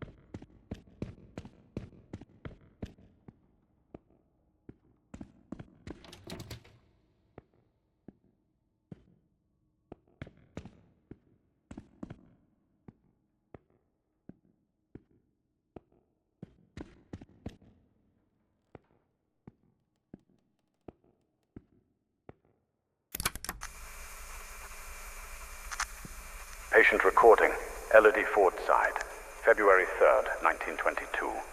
Daily record number 23. Let us begin. How are you feeling today, Miss Fordside? I feel well. Elodie, we have discussed this before. If you do not tell me how you truly feel, we will make no progress. I feel a little sad, perhaps. I am alone here. I miss my mother and having company. So much time with nothing to do makes me think of things I do not wish to think of. I see. Listen, Elodie. I believe you are looking at this the wrong way. If, instead of dwelling on what you call dark thoughts, you were to focus on possibilities, your outlook would change entirely. A young, beautiful woman such as yourself should look to the future with excitement. Think of all the adventures that lie ahead. Your family, your career as a painter. Perhaps even finding a man. A man of good standing. One who could protect you from your demons. A man? Tell me, Elodie, is there no man who stirs your heart? What in God's name do you think you're doing? Miss Fordside, you may go. We shall continue later. Very well. Have you lost your mind? Where is your professionalism? Do not presume to judge my methods with your oh-so-righteous reading therapy. Methods? The entire hospital is whispering about you. She is a patient, Dr. Mulder, and she is mentally unwell. Listen, Ferdinand. Stay out of my affairs, and I shall stay out of yours. Or have you forgotten which one of us is the director of this institution? Do as you please. But if I ever witness such a scene again, I will not remain silent. Damn fool.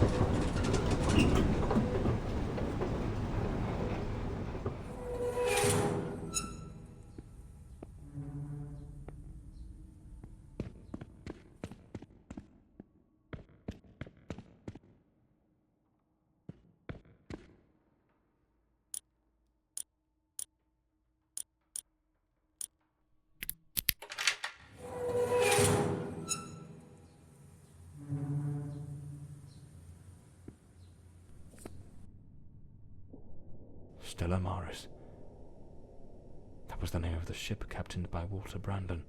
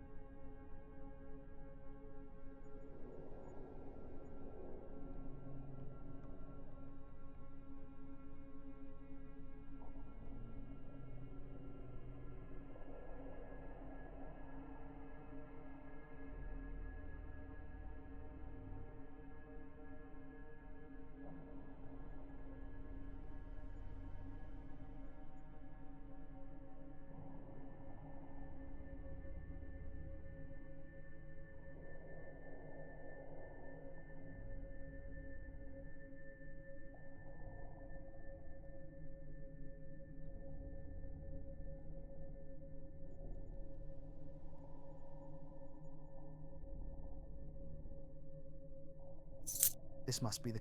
That hospital screen is positioned like the sail of a ship.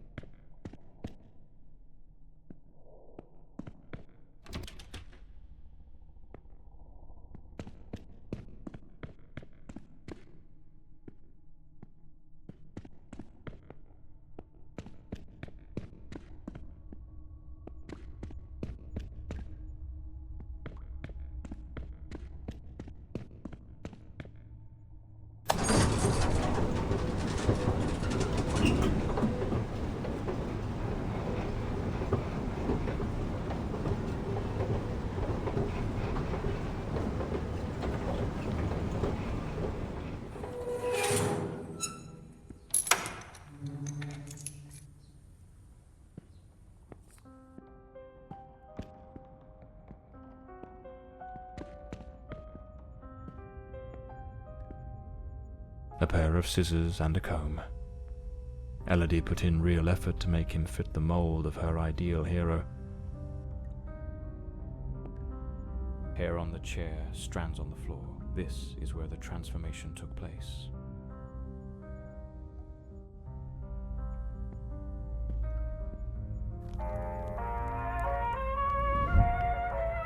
She remade patient 1365 in the image of her most secret longings.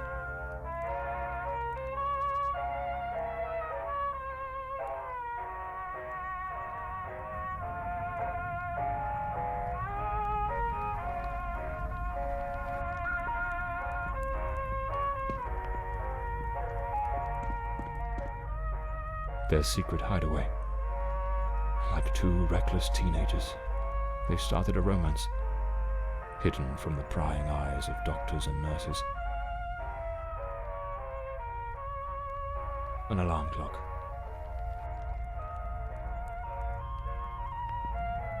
Most likely, they used it to slip back to the second floor before anyone noticed they were gone. Yet, for a while, they managed to keep their affair in the shadows, far from the eyes of doctors and nurses.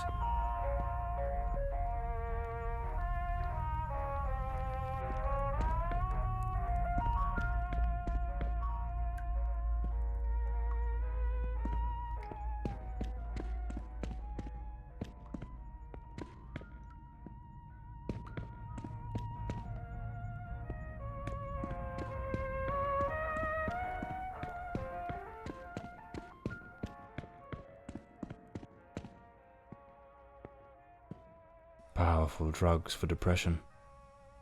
Anxiolytics. The girl improved, but it seems the doctors were baffled by her mind. Looks like Elodie found herself a little hideaway to keep practicing her dark craft. Elodie found painting, and with it, a way to spill the shadows that crawled through her mind.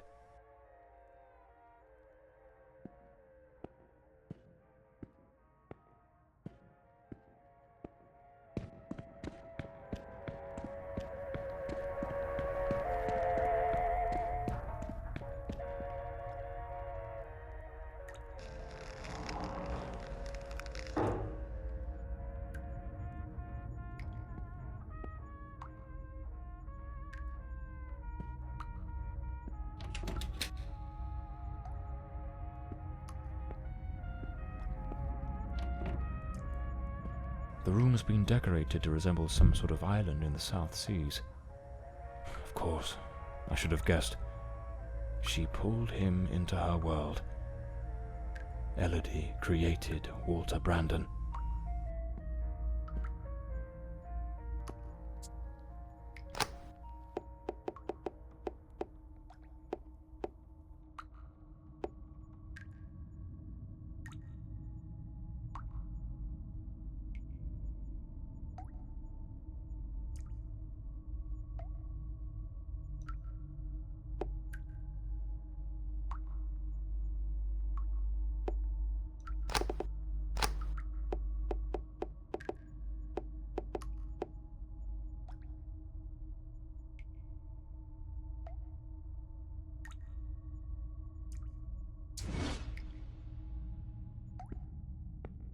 A draft letter, scratched out and full of corrections.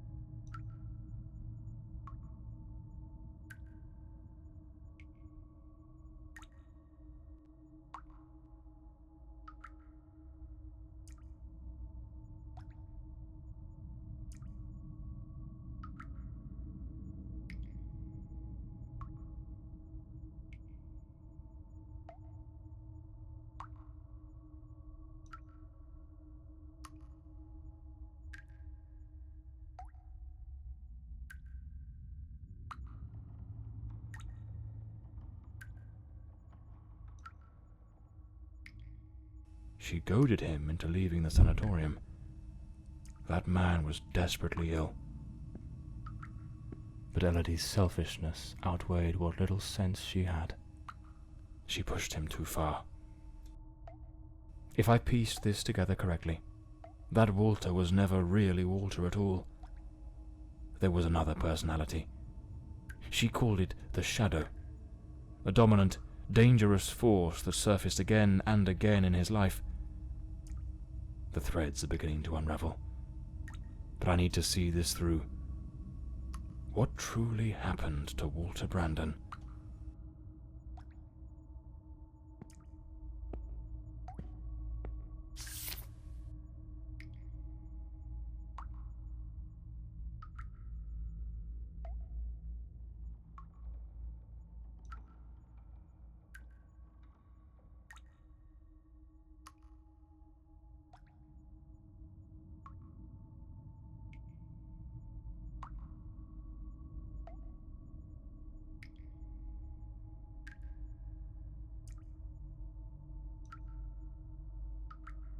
This letter.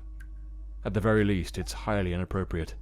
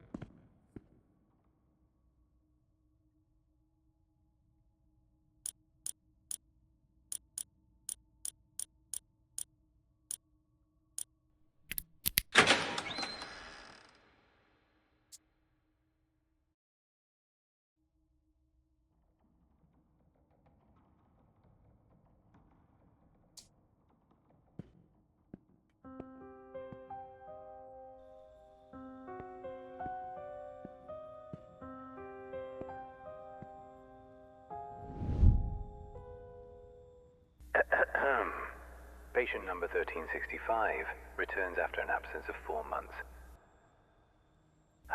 He's in a state of utter disorientation, perspiration pouring off him, and good heavens, there's a severe wound to the skull. His clothes and hands are covered in blood, and it doesn't appear to be his own. He cannot recall his name, nor anything that's happened during these past months.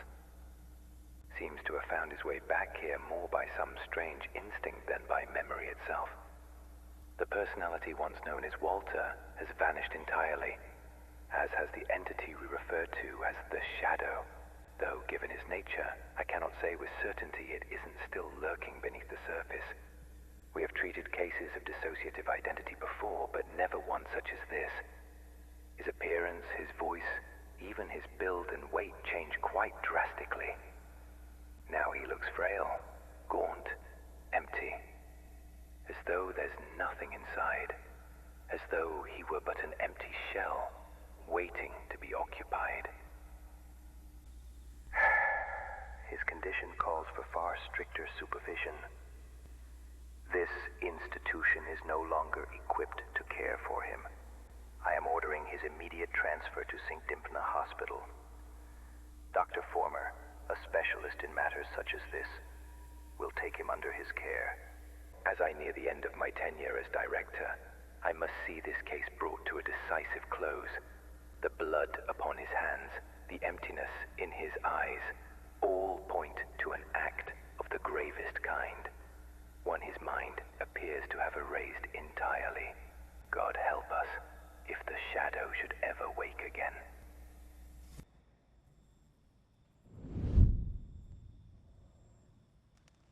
So it seems Walter came back to the sanatorium of his own accord, though he was utterly incapable of recalling what he'd done.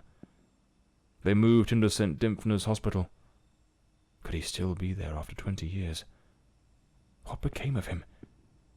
I'll have to follow this lead.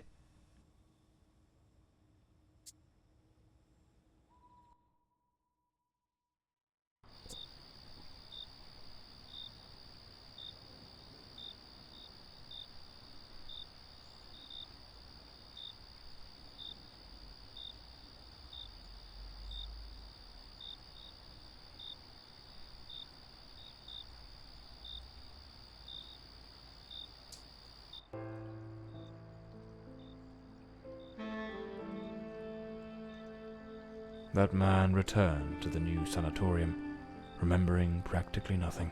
Maybe it was the wound Lady Margaret left him. Or maybe his mind shattered and never came back after what happened that night.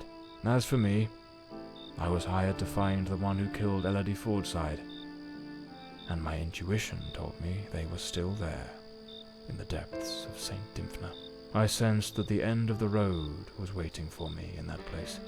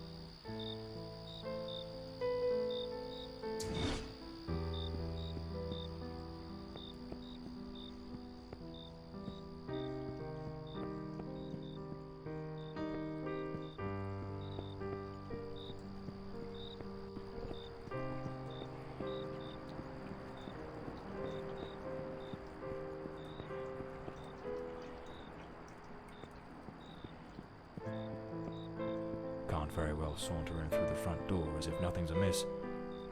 I'll need to find another way in.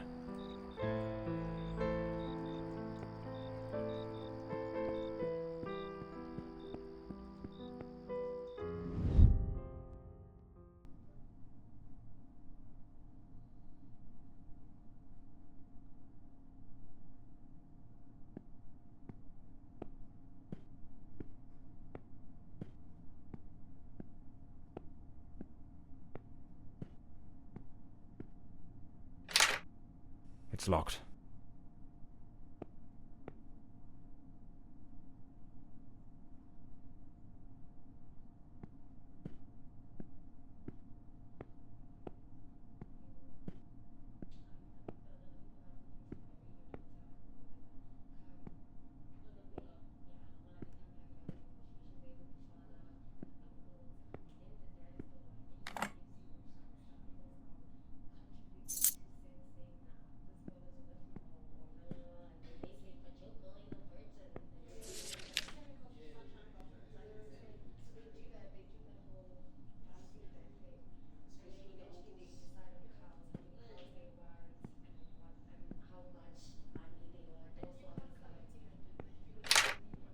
It's locked.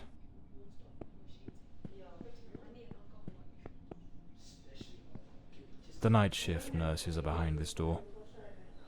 I need to find another way into the hallway to the rooms.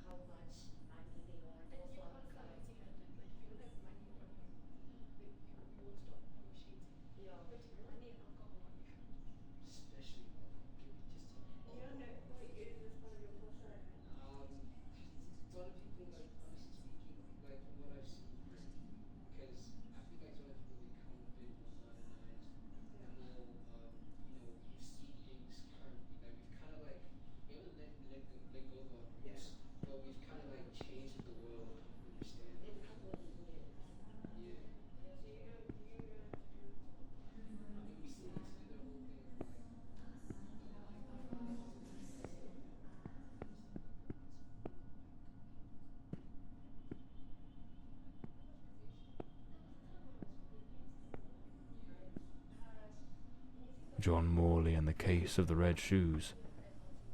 What the devil does this mean?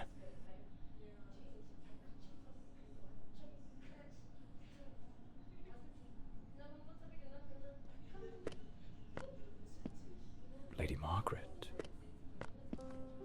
That fateful night, I was startled by the noise, those wretched cries of agony from dear Elodie. I rushed to her chambers, and there you stood, stained with the blood of the one soul I cherished above all others in this world. The housekeeper had warned me, but I turned a deaf ear.